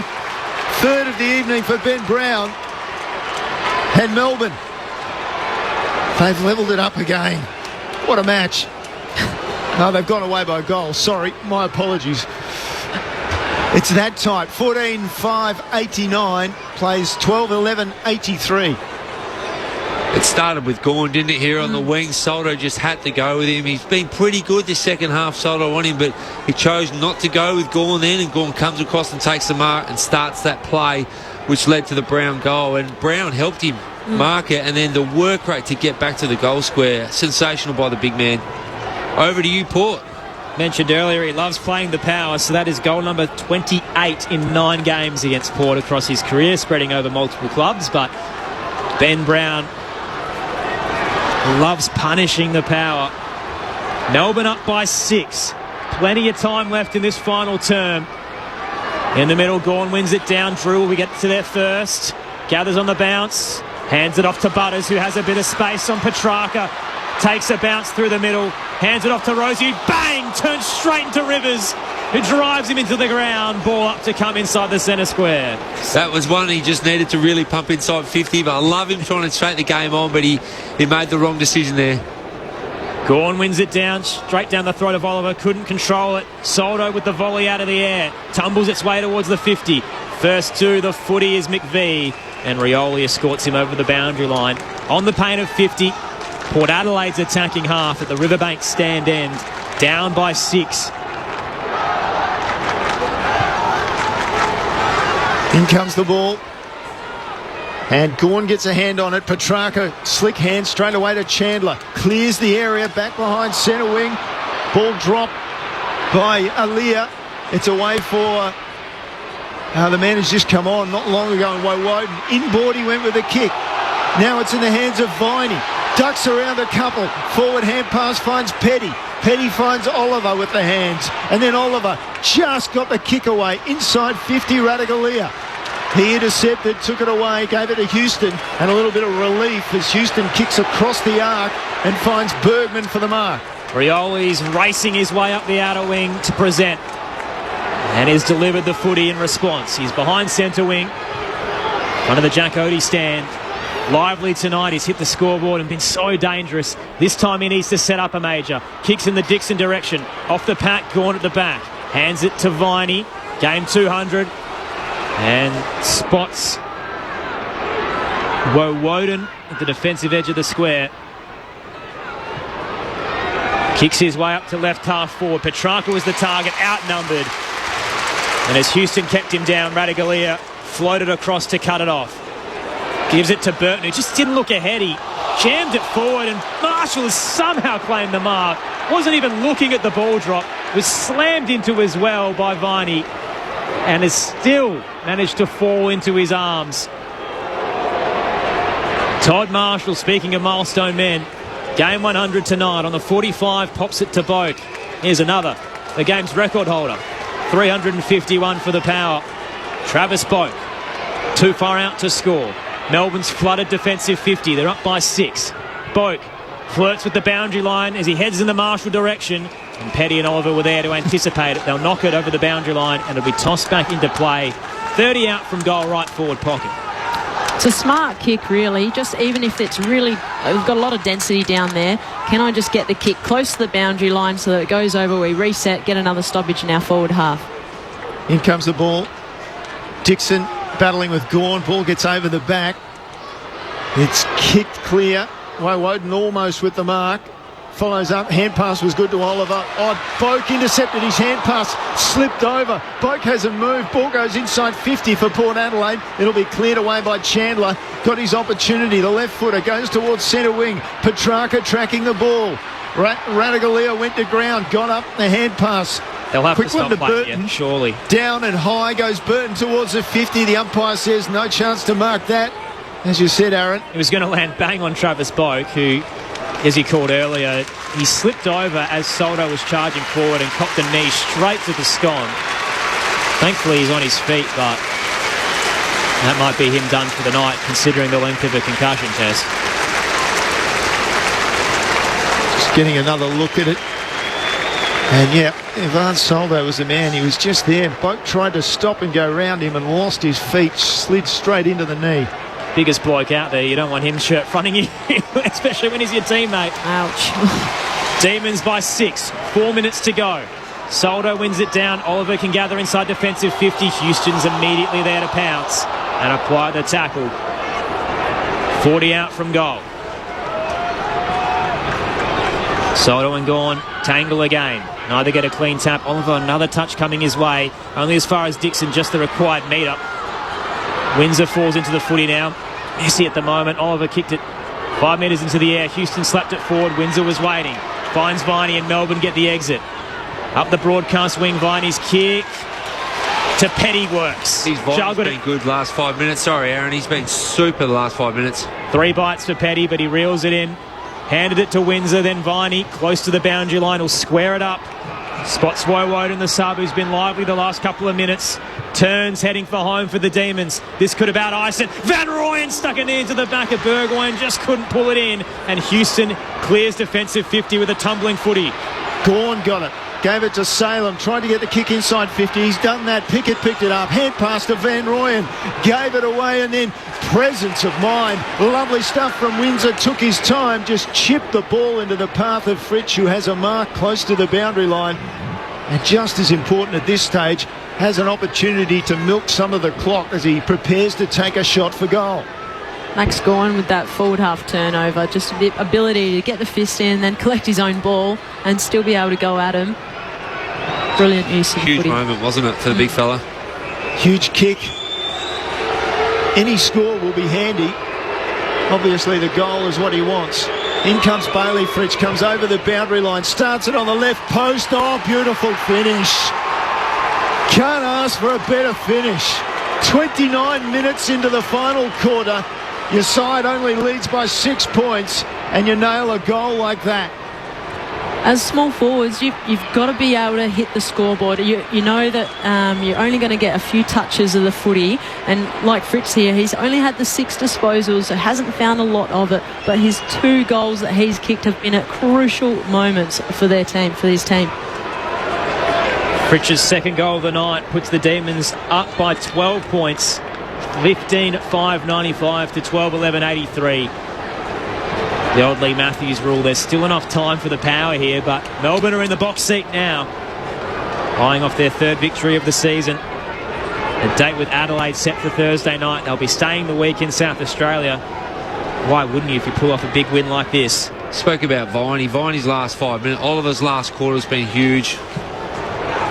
Awkward bounce in the middle, favoured Gawn. He won it down to Viney, left it behind. Soldo gathered, turns straight to the Petrarca tackle. Shoots out towards Burgoyne, who left it in the end for Bergman. High footy, up towards the paint of 50 for Port Adelaide. Gawn sits underneath it, coming late is Rosie. Spills it to ground. Burgoyne couldn't gather. Viney tried the underground hand pass. Aaliyah cut it off. Into the 50 they go. Lieben wanted to claim the intercept mark, wasn't paid. Late whistle from the non-controlling umpire gives it to him. And Jake Lever will have the footy in defensive 50 for the Demons as the clock continues to run down. Well, he took his time. He went a long way back, and then when he was called to play on, he kicked it to Van Rooyen, who took a mark out in front of Radagalia. A smart play from Lever. He knew the umpire would give him his 5 or 6 seconds, but then he had plenty of space to make a decision. Van Rooyen, meanwhile, goes down the line. Farrell almost middle of the pack took it. Petrarca picked it up, immediately tackled. This is all taking place on the broadcast side, and it is killing time. 31 down in the final quarter, and it's Melbourne by 12 points. Soldo taps it to Drew, shovels a handball through the centre wing on the broadcast side. Neil Bullen diving to cut it off. Got it in the path of Hoare, who spots his skipper Gawn, and again, they'll take their time just behind left half forward. Gawn chips it to Oliver, and pressure has disappeared from the Power. Just been huge this last quarter. Gawn, Oliver, Viney. Clayton Oliver with disposal, 24, sends it inside 50. Pack collapses. Front and square is Van Rooyen. Got it off to Fritsch. Tight angle. This would be special. It's curling its way back and just touched on the line. Oh, they're going to go for a score review.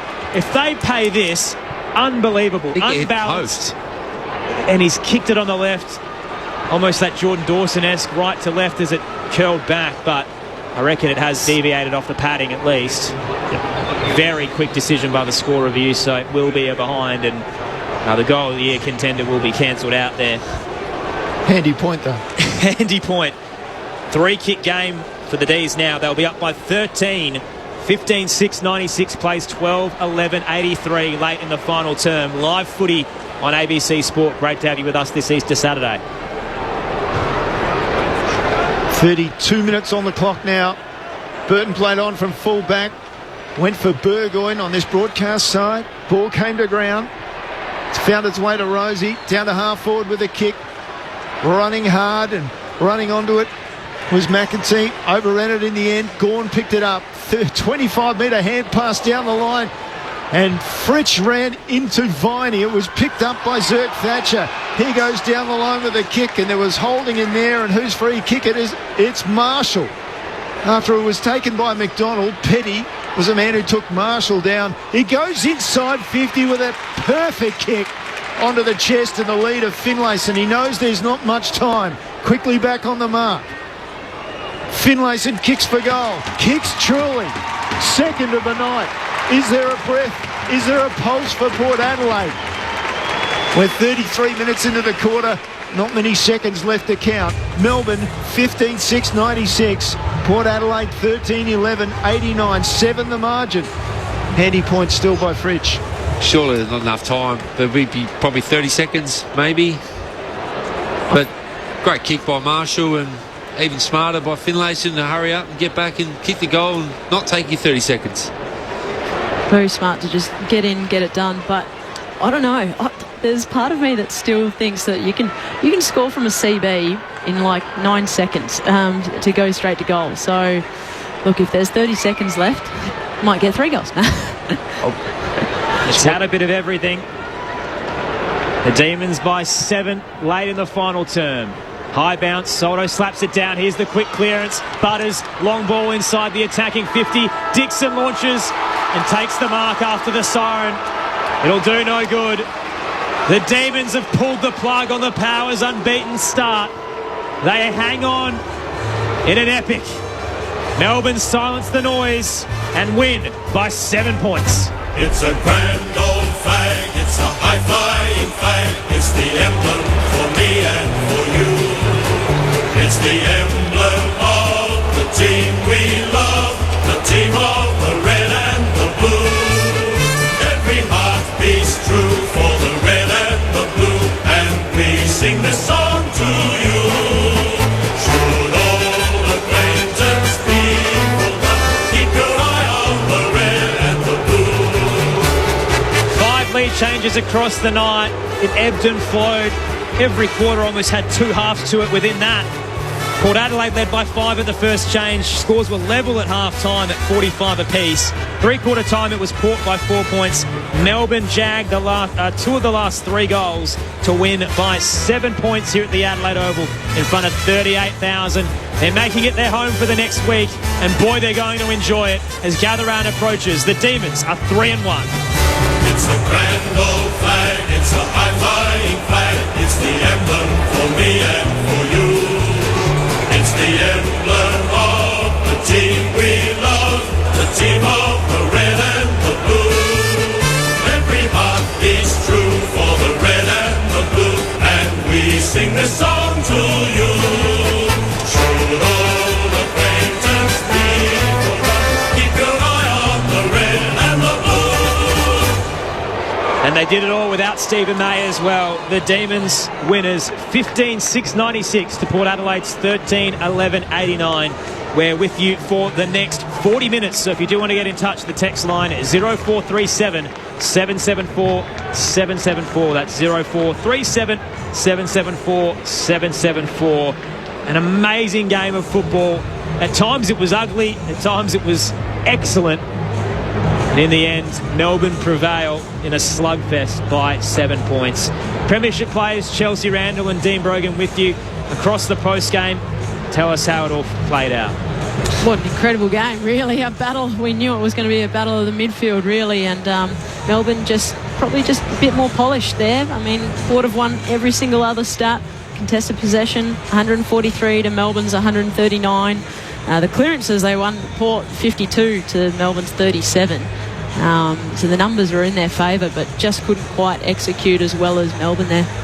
Yeah, it always felt like Melbourne were funnily the better team. I mean, Port had moments, and statistically they looked better, but we spoke about it up in the coach box. Melbourne just looked better when they went forward and made the most of their opportunities more than what Port did. But by no means are Port disgraced in this defeat. I think they held on. I think they can walk off the ground pretty comfortable with where they sit within the competition's best at an absolute slogfest. And we'd like to see Port in these games compete very well in these slogfest games. But, full credit to Melbourne. They were sensational tonight. And the way they defended the ground and made Port and strangled Port, to have an extra 50 possessions and win contested possession and more inside 50s, and they've had 66 to 4 plus 21 inside 50s Port Adelaide, and Melbourne have just defended it.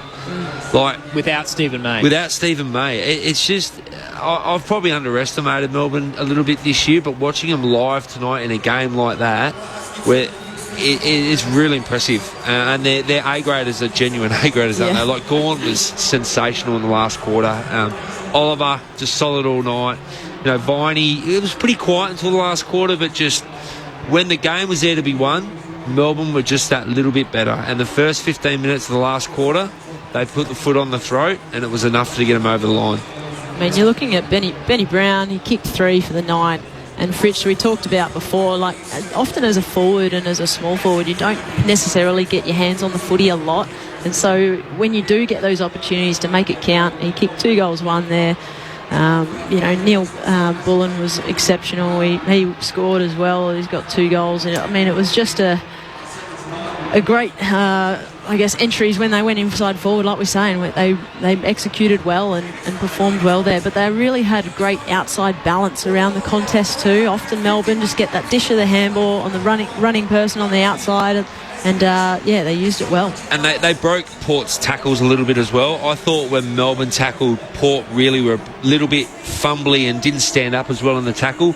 When Port went to tackle Melbourne, they were just that little bit stronger. And like you said, they had that release handball which got them out. And especially in the start of the fourth quarter when it really mattered, that's when they got out and looked like they were a bit more offensive for the whole night. The first 10 minutes of that last quarter, when it really mattered, that's when they really looked at their sharpest. And a lot of those players, 15 of them have played in a premiership, so you'd expect them to be like that in the start of the last quarter. But then you look on the other side, and we spoke about poor Lockie Jones tonight, and I really rate him, but he struggled tonight. Dropped a few marks, didn't he? I'm not singling him out personally, but didn't call much of Burton tonight, didn't call much of Farrell tonight. Darcy Byrne-Jones, he kicked 2 but didn't see much of him. So, again, there's question marks on Port players in these really big games. Where do they fit in? Can they put their hand up? And we see Butters and Rosie again, and Drew, the same names at the top of the ball with possessions. Brokey had a great game tonight, but Bergman was quiet tonight. I thought Jackson Mead cracked in but then fell away. So, look, Port learned a lot about tonight. They didn't get the W, but they played a very good opposition and they were in the game, and statistically they should have won the game, but sometimes that doesn't always work. Sometimes class and toughness get you a 2-goal win and a 7-point win, and that's what Melbourne did tonight. It's hard to do as well for a home game for Port. I mean, the noise was exceptional, wasn't it? And I mean, you had Ben Brown going back for his set shot and literally probably 20 centimetres away of Port fans yelling, screaming down his throat, and he's still able to, execute and go from there. You said about the figures that state that they shouldn't have won. You look at I know Hawthorn last week was guilty of chipping the ball around trying to beat Melbourne, but last week Melbourne minus 23 possessions and minus 30 uncontested possessions, and they ended up with 13 more inside 50s and 12 more clearances. So just more direct, same story, aren't they? Same story tonight, isn't it? That they're just able to take advantage when they could. Unfortunately, because it isn't a Melbourne home game, you wouldn't have heard much of the atmosphere as the Demons start to make their way towards the race. But Jack Viney has been shared off in game 200, the sixth player to become a 200-game player, much like his father, who was a 200-game club player, and Todd Viney, the Hall of Famers. So his whole family's here as well. So he's got his wife Charlotte, young baby Chloe, and their toddler Mila as well. So all celebrating as he's chaired off the ground and making their way towards the room. So we'll check in with Josh Money in a moment. But Jack Viney, as he touched on, it doesn't sound like a lot when he has 21 touches and a goal, but they were so impactful in terms of his delivery. And we mentioned it in the pre-game that statistically, Oliver, Petrarca and Viney don't have a lot of touches against Port Adelaide, and they were below their averages tonight, but they shared that load and were so damaging whenever they moved the ball out of stoppage. The Demons making their way down the race. As I mentioned before, they'll be staying in Adelaide across this week with a match-up against the Crows on Thursday night. Let's check in with Josh Money in the rooms.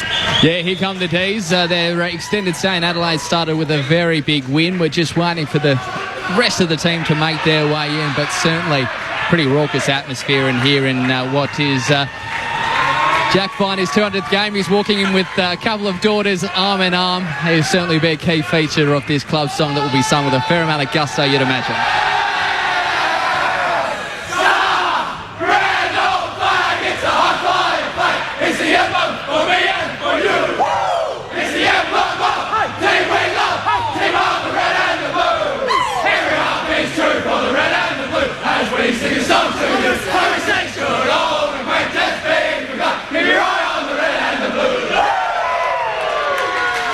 We'll be back down here shortly with the man who knows Adelaide very well in Jake Lever. There's a fair bit of gusto in that rendition, I reckon. The Demons 3-1 and on a winning streak. Their only loss in the opening round to the Swans. Winners by 7 points here at the Adelaide Oval to continue round 3.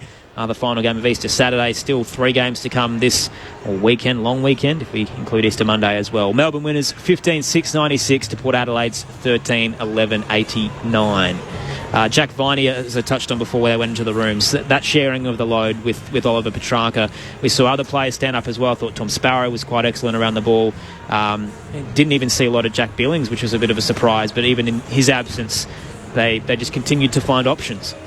Well, you look at the last quarter and Oliver's had 9. We spoke about Viney's game. It was just a solid midfielder's game. But the last quarter, when the game was on the line, you noticed him. I actually overtook Aaron's call because he just stood out. And I'm like, this guy just wants to win. Petrarca had a solid night.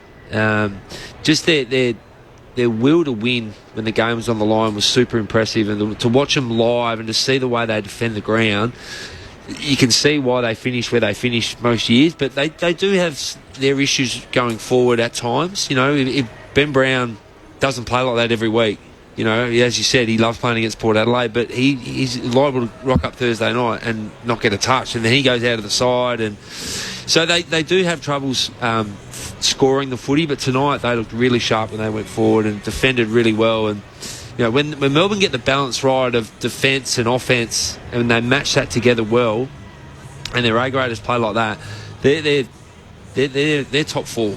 And they're a genuine chance to win the premiership. So they do rely heavily on Gawn. He's such a good player, isn't he, for a 7-footer? Like Soldo did his best, but Gawn just in the end just got him. Dominated, didn't he? I had to bring it up, but just now that you look back at the match and the way things unfolded, Asava Radagalia's decision in the second quarter with the to take a chest mark, and it ends up being over the line on review. Yeah, look, it's just one of those ones. He's had a mare, obviously, and we've all had them. I've had plenty, and I'm sure Chelsea's had them. But that, like in a tight game like that, You can't.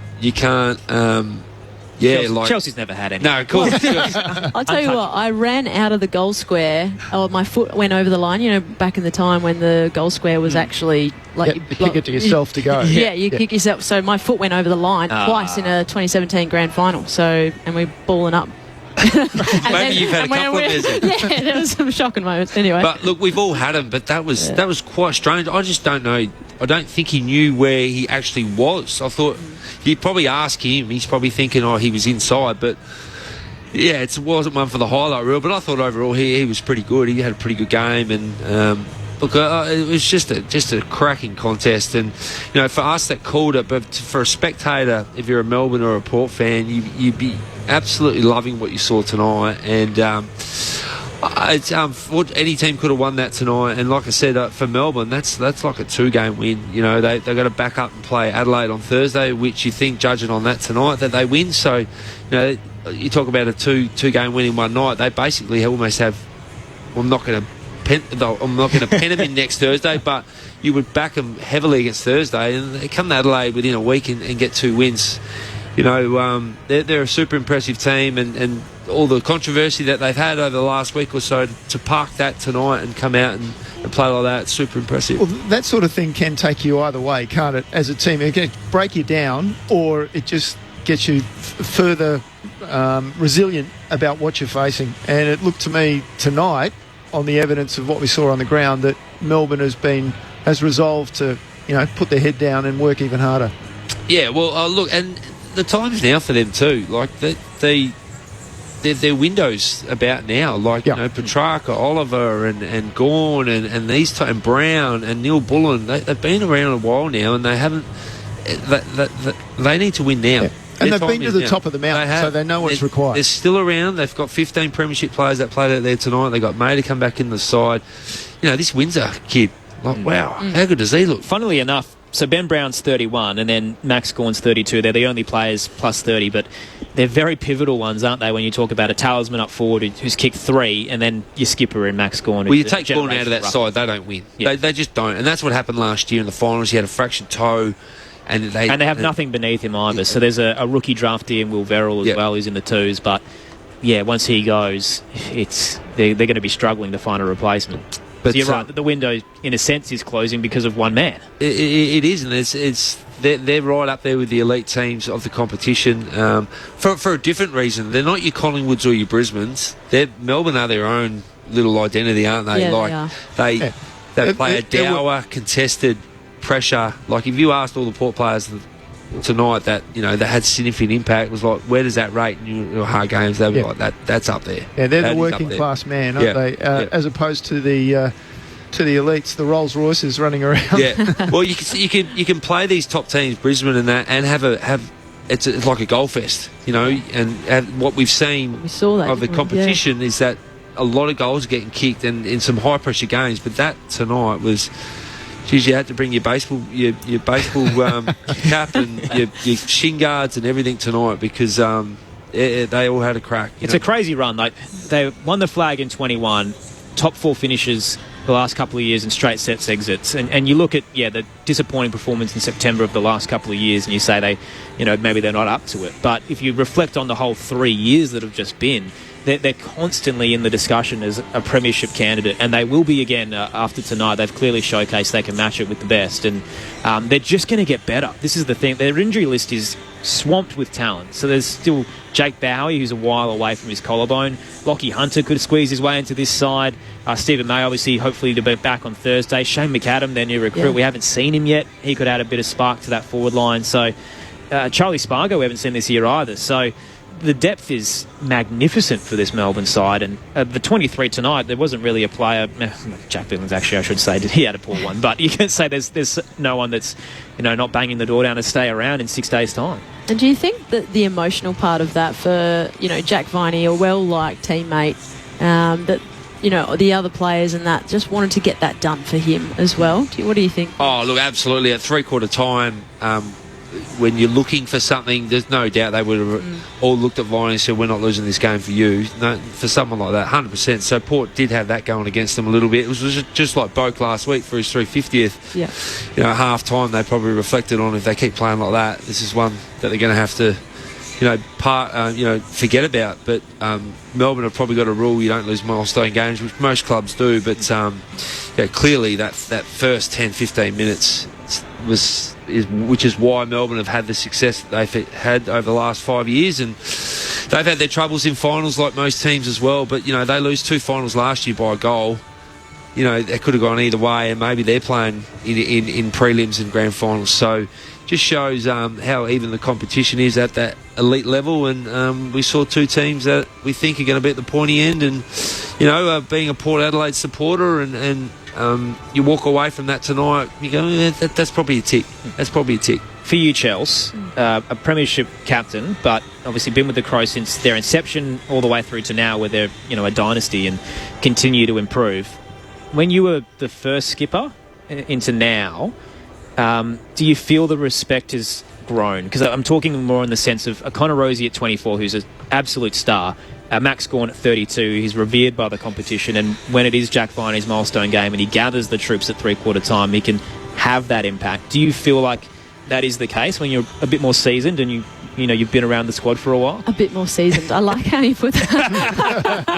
I think women's footy is also, like when we first started, 2017, the first ever time we ever had a women's competition. So we just had an enormous amount of respect for one another. But yeah, as you go on, you form these relationships with your teammates, and just like Jack Viney, has your footy is your second home, and for those that leave their states to come and play footy for a different team, like I'm from WA coming and to here, footy is my family, and so that culture and that connection, those relationships that you build with your teammates, and make memories, you're constantly building on those things. And I think just the more time you spend together, the more respect you gain for one another.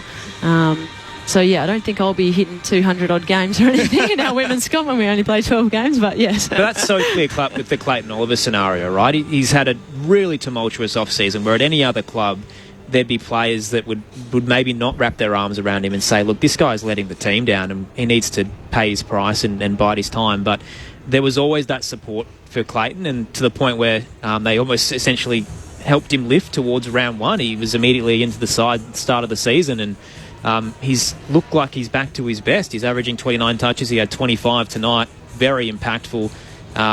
That is, I guess, the multiple battles that Melbourne have had over the past couple of years off-field. It clearly isn't phasing them on-field. And I think Max Gawn plays such a pivotal role in that, because he's like this wise head that you can see from afar. He's just oversees and looks after, and yes, players make mistakes on and off the field, and he just wraps his arms around them and say, I'm here, I demand this and I want this from you, but I'm going to help you get through this, and we're going to come out the other end. I'm not just going to leave you in the on the side of the curb kind of thing.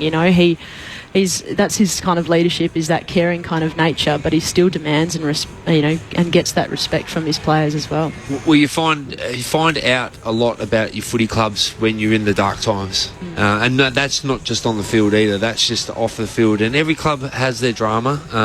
If you look at the journey of ever since AFL or footy's existed, every club has their drama, and Melbourne have had theirs clearly over the last couple of years, and it's no doubt it's affected them at stages, but like you said, Chelsea, I think sometimes when you get on the road and you come over here and know you're going to be away for a week, you batten down the hatches and you play cards in the hotel room, and some karaoke, you just stick to your crew. And whereas with your home, you might hang out with some friends and some family, but when you get on the road like Melbourne are now, you stick together. And Troy Chapman said in the interview at the start of that they're not even talking about it. They'll get an official line coming down, but they're not sitting around talking about, did you hear that, or did you see that? They actually probably don't care.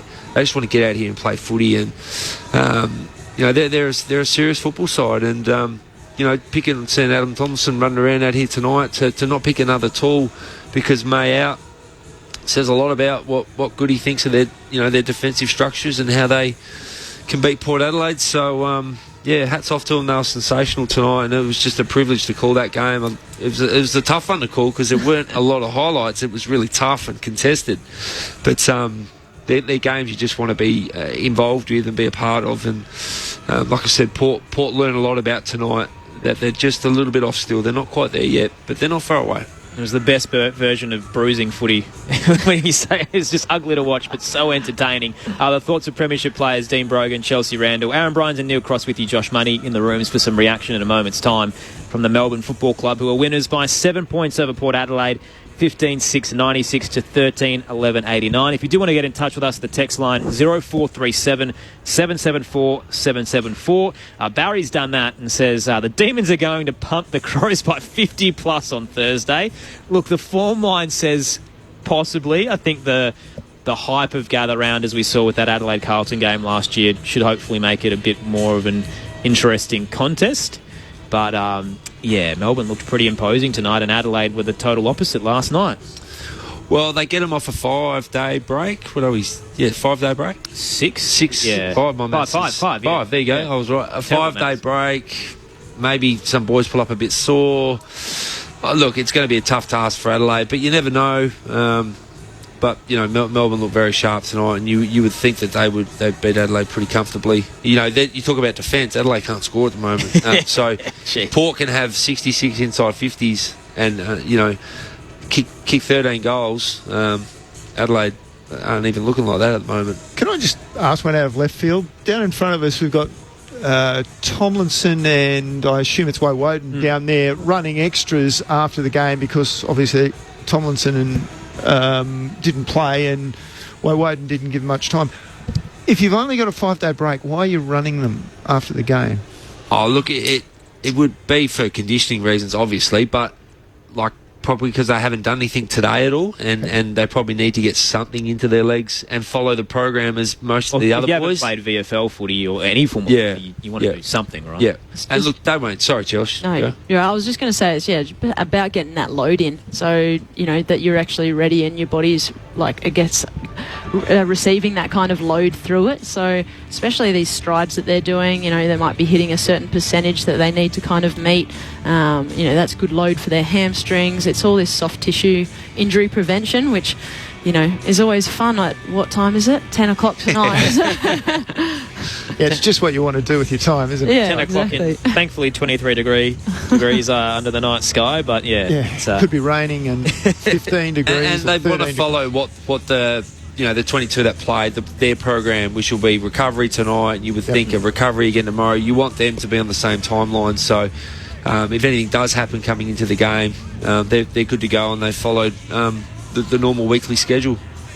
Jacob on the text line has said we need to discuss the umpiring tonight. There's a few contentious calls, a couple of non-holding the ball calls against Melbourne in the last quarter, which resulted in goals, destroyed a good, fair, close game. Really disappointed that the bad umpiring affected the close quarters. I'm neither a Port or Melbourne supporter, but I'd be fuming if it happened in my side's game. And look, we heard the voice of affirmation from the Port Adelaide faithful that were begging for free kicks across the night, and there was a lot that they conceded as well, but it's tough, isn't it? When a game as scrappy as that, you do want to give them a little bit of leeway.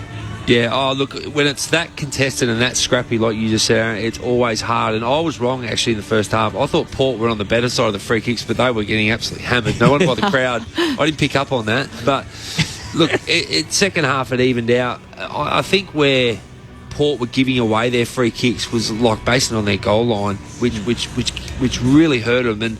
But from the free kicks I saw, up on... We got a replay screen here, they were there. They were dead set there. I thought Port were a bit sloppy at times, and it cost them when they should have been having a stoppage or even a shot on goal inside their forward 50. They gave away silly free kicks. They were just a bit too clumsy, and in scrappy games like that, you can't be that clumsy.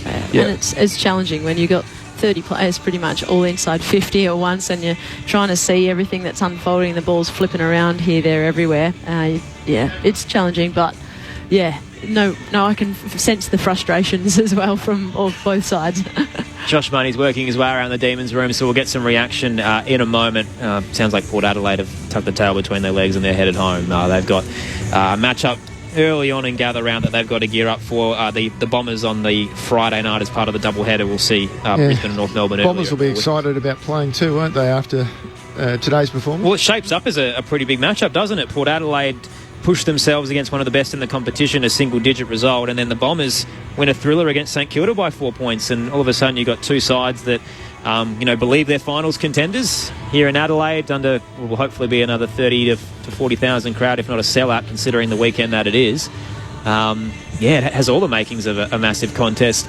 Let's head down into the Demons rooms for some reaction. Melbourne winners 15-6-96 to Port Adelaide's 13-11-89. Down to Josh Money. Thanks, Aaron, with a man who knows this part of the world very well in Jake Lever. Jake, how big was that win tonight?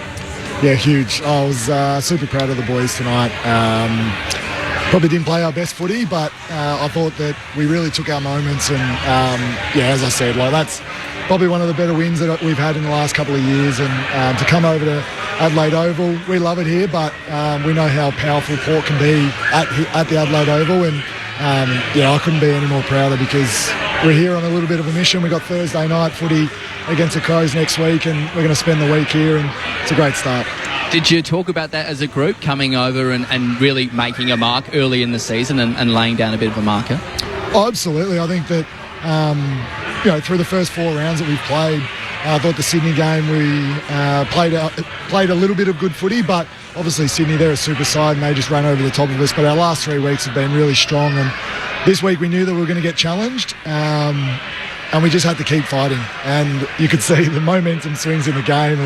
They'd kick 3 goals and we'd kick 3 goals. And I was just so proud that we just stuck to it, because probably last year at the end of the year we'd get disappointed with results like this, or we'd go down by a goal and we'd sort of lose our marbles. But I think we've had a real emphasis this year on trying to stay calm and live for the moment. And we just talk about that we love these type of games. This is why we play footy. We don't play footy to beat sides by 100 points, even though that's good. We love these sort of moments. And down back, you're very bruised. You barely got up for the week with your sore knee, and of course no Stephen tonight, so you had to move the magnets a bit. Did that sort of galvanise you as a group, and then how pleasing to get the win on top of that? Oh, absolutely. I think that when you take Stephen May, your best fullback out of any side, other guys have to stand up, and obviously in the first half we had Harry Petty down there, who I thought was doing a great job, but he's a pretty valuable forward, so we sent him up there and just gave a little bit of extra responsibility to myself and Marty Hoare, and I thought Tommy McDonald was awesome tonight, and then some of our small backs like Trent Rivers, Christian Salem, Judd McVie, superstars, and then we've got a kid that's played 4 games, Blake Howes, who plays like he's played 100 games already. So I just love the backline group, and even though I love all of them, I'm going to look forward to having Stephen May back next week, because he's a pretty handy player. No doubt. I'll throw up to the box. Thank you. Hey Jake, Dean Brogan here, mate. Congratulations on what was a fantastic game, and really good effort by you guys to come over here and play like that and get the win. So well done, mate. Mate, I want to talk to you about your knee. It looked like you were in a bit of trouble last week, and for you to get up and play the way you did tonight, what did your week look like, and when did you know you were good to go? Yeah, it was a tough week. I probably didn't know until yesterday afternoon when we had a bit of a captain's run.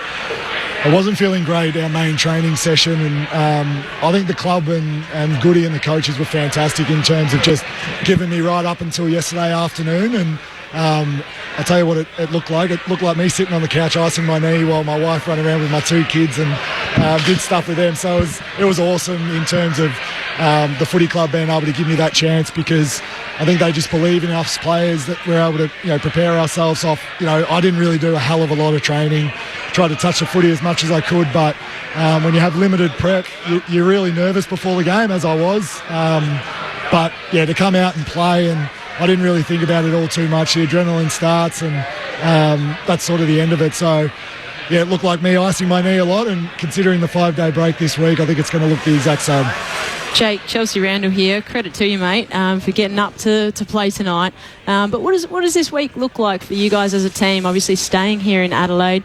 You guys got some plans, or are you just training, or what's the go? Yeah, I think it's a lot about recovery, obviously. 5-day break, you don't get too many of those during the year. So we'll head down the beach tomorrow, do a little bit of an Easter egg hunt. My 2 children, my wife drove over yesterday and the day before, split it into 2 days from Melbourne. So spend Easter with them, and just really enjoy the time over here. Obviously, I played here for my first 3 years of my career and absolutely loved it. So catching up with some of those people that I met and try and take some of the boys to some of the hot spots that I used to like. So go out for dinner and just really recover, because there's not too much training you can do in 5 days after a brutal game like that. What are one of those hot spots, mate? I found a new one today in Dante's Deli down at just off Jetty Road there in Glenelg. That's where I used to live. So I'm going to take the backline crew to Little NNQ. I think it's on Gooja Street. So love that. That's the hot spot for me. I used to love going there, and take some of the backline boys there on Tuesday night. We're going. Very nice. Melbourne's tourist guide, Jake Lever, I guess, on ABC Sport after the Demons' 7-point victory. Jake had 15 touches and 12 of them were intercepts. You know this ground pretty well, Jake, in terms of, I guess, playing for the Crows and now the Demons. It's your 39th time on the Adelaide Oval.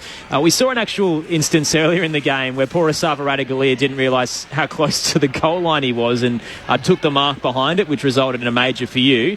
Do you feel at home when you play here? Yeah, I personally love coming over here, especially against Port. Probably not so much the Crows. I don't get a warm reception when I play against the Crows, but I love it over here. It's a beautiful oval. Like, the scenery when you look out from a player's perspective is just amazing. And even though there's 95% of them are Port Adelaide fans, we love that 5% that come over from Melbourne and support us. And it's just a beautiful place to play footy. And I think the best is that it's always a contest game here. A little bit smaller than the MCG.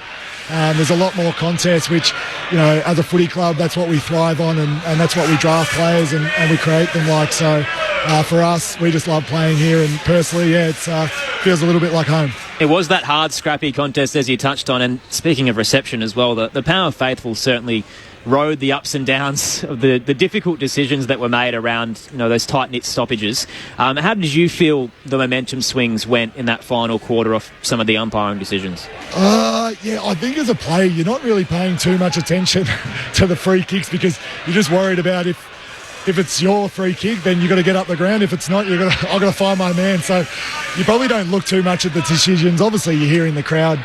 I think if you ask anyone, they're always split, whether it's holding the ball, it's not holding the ball. Your team probably, you always back your team that you want the free kick. But in the end, I think that I'm just so proud of the boys, because if there was those decisions, we just kept playing and were able to steal that momentum in that last quarter. And thank God Bailey Fritz kicked that point that hit the post. Because it sort of gave us a bit of relief. Obviously, they had to kick 3 goals to win rather than 2 goals to draw. So I would have liked to go through for a goal, because it was a pretty good kick. But in the end, you just got to keep riding the momentum. And, you could hear the Port Faithful, that's for sure. Jake, we've spoken a lot about silencing the noise for the Demons, not only this week but over the past couple of years. There's been a couple of off-field controversies, and Melbourne just continues to find a way to shut it out. Can you tell us a bit about how this week went when all this news about the drugs policy started to break? Oh, look, I think it's probably different for different players. I think as I'm a leader of this footy club, you try not to buy into it too much, because I know personally how strong our culture is playing-wise and off the field. We're trying to drive it really hard to have this great culture. And I think the most important thing for us is we just understand that this culture is never going to be complete. We're always working on it, and I think in the end we're just trying to play through our actions and talk through those as well, because in the end we can talk as much as we want in the media, say it's a great culture, but unless we show it, no one really listens to us. So I'm so proud of our first 4 weeks and our first 6 weeks in terms of our practice games, and we're just building at the minute. And I think it's just important for us to really stick true to what we know, and within that 4 walls, because if you start listening to outside noise, I think you get a lot of mixed messages. But I'm just so proud of not only the leaders but our younger core, because they're on social media and they read the news and everything like that, but they come into the club every day, and we work hard and we work hard to build this great culture. But as I said, it's never finished. So it's trying to shut it out as much as possible. Jake, Neil Cross here. Just one thing to finish with in terms of the gather round. Does it take on an importance at all, or is it just another game? We'll just approach it as another game, or is there an excitement about what it brings to the sport? Yeah, so I didn't play in it last year, but I remember all the boys talking about that it was quite funny seeing all other footy clubs in the one city. And I could imagine, this week's probably a little bit different for us because we're the first game, so we'll be out of here by Friday. But I think it's great for the city of Adelaide. And as I said, I was here for 3 years and I know how much the people here live and breathe football. So I couldn't see a better state having it in terms of the love for the game and the fans' reaction in terms of going to all the footy games. And as I've spoken about before, Adelaide Oval is just a beautiful place. So, I love it personally in terms of I'm really looking forward to Thursday night kicking it off, and I'll be tuning into the football during that week and gather around and really looking forward to seeing the games at Norwood Oval, and I think it's Mount Barker. So, I think it's just great. You're slowly winning back all those fans that have been booing you in Adelaide, I'm sure, Jake. Well done. Hopefully they're all listening. Jake, thank you so much for your time. Congratulations on the performance. Another very impressive win on the road. Thank you very much, guys. Jake Lever from the Melbourne Football Club, the former Crows, now a premiership player, and All-Australian in a premiership year as well, we should add, and very impressive tonight with his 12 intercept possessions. Melbourne winners by 7 points, 15-6-96 to Port Adelaide's 13-11-89. Still to come this weekend, especially kicking off tomorrow, we've got AFL Sunday with Matt Clinch from 12 Eastern Daylight Time. We'll follow that with the game between the Bulldogs and the Eagles from the Docklands at 1 p.m. Eastern, and Richmond and Sydney at the MCG from 4 p.m. Eastern Daylight Time. If you want to hear any game, it's always available to you on the ABC Listen app, but all three tomorrow will be available on local radio around the country as well, and Sport Digital. Aaron Bryans, Neil Cross, Chelsea Randall, Dean Brogan in the wash-up. About 6 minutes remaining before we wrap things up here at the Adelaide Oval and send you on your way for your Easter Saturday night. He speaks so well, Jack Lever, doesn't he, Chelsea? And he does. Even the question about, internally, how has the week been and the reaction to the news and the consistent off-field noise that's been happening and the issues they've faced. That connection is so clearly there, and the maturity as well. We talk a lot about Max Gawn being a senior captain, but Jake Lever at 28 as part of that leadership group is clearly a calming voice as well. Yeah, he is. And I found it really interesting when he talked about that the culture is never complete in terms of you can only control, what you can control. And as players, they're just always striving for that. And they want to not just talk it, they want to show it. And so even examples of, I'm going to take all the backline boys down to this cafe that the NNQ and, all these little favourite places. They're moments and opportunities that you bring a group together and you learn more about one another, and we know that when you know everything about one another, your connection is strong, that you form this trust, and when you're out there on the field and it's not going well is when that connection and when that trust is really important. And so you can see the Melbourne players are really trying to continue to keep controlling what they can, and that's their culture within the playing group.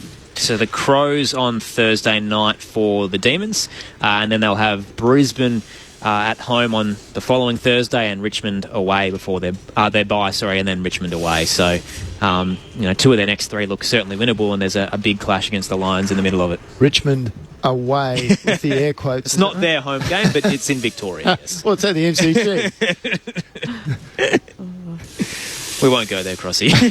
I like going there. I love the G.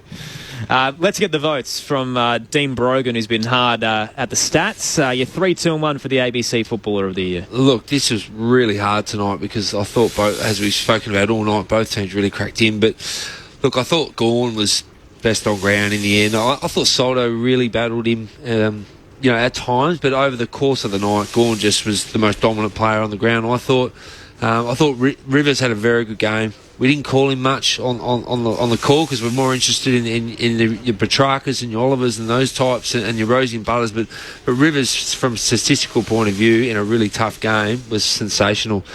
And I thought Oliver, so 3 for Gawn, Rivers 2 and Oliver 1. I thought Oliver was outstanding all night. I thought he was solid mid for most of the night. I just couldn't get any of the Port players in, to be honest. I don't know why. I just thought Melbourne had won the game, and I was just thinking of all Melbourne, really. But you could argue some Port players in there, but that's what I'm going with. It's a funny one when you look at, Oliver 25, Petrarca 23 and Vindy 21. I can remember numerous plays that they were involved in that led to goals, but your Rosie and Butters, who had 26 apiece, just weren't as impactful. The fourth quarter, they had a couple of link-ups that were quite nice, but I think You've done a pretty good job there, Brogues. And we're probably used to the Rosie Butters games when it's really open and they stand out a lot. They just didn't have that dazzle about them tonight, but they still had great games. So we've got to get used to them. We're used to Oliver and Petrarca in these real tight contests. So we need to see Rosie and Butters play more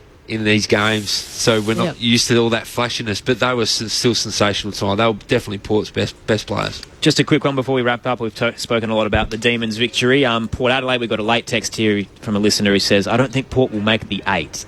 It's very early days, and they were quite impressive in their first 2. There any worrying signs out of tonight? No, not at all. The inaccuracy, 13-11, and they lost by 7 points. Nothing too dramatic? No, I thought they were solid against a very good side. I thought they were pretty good. They were just not as good. Chelsea, you happy?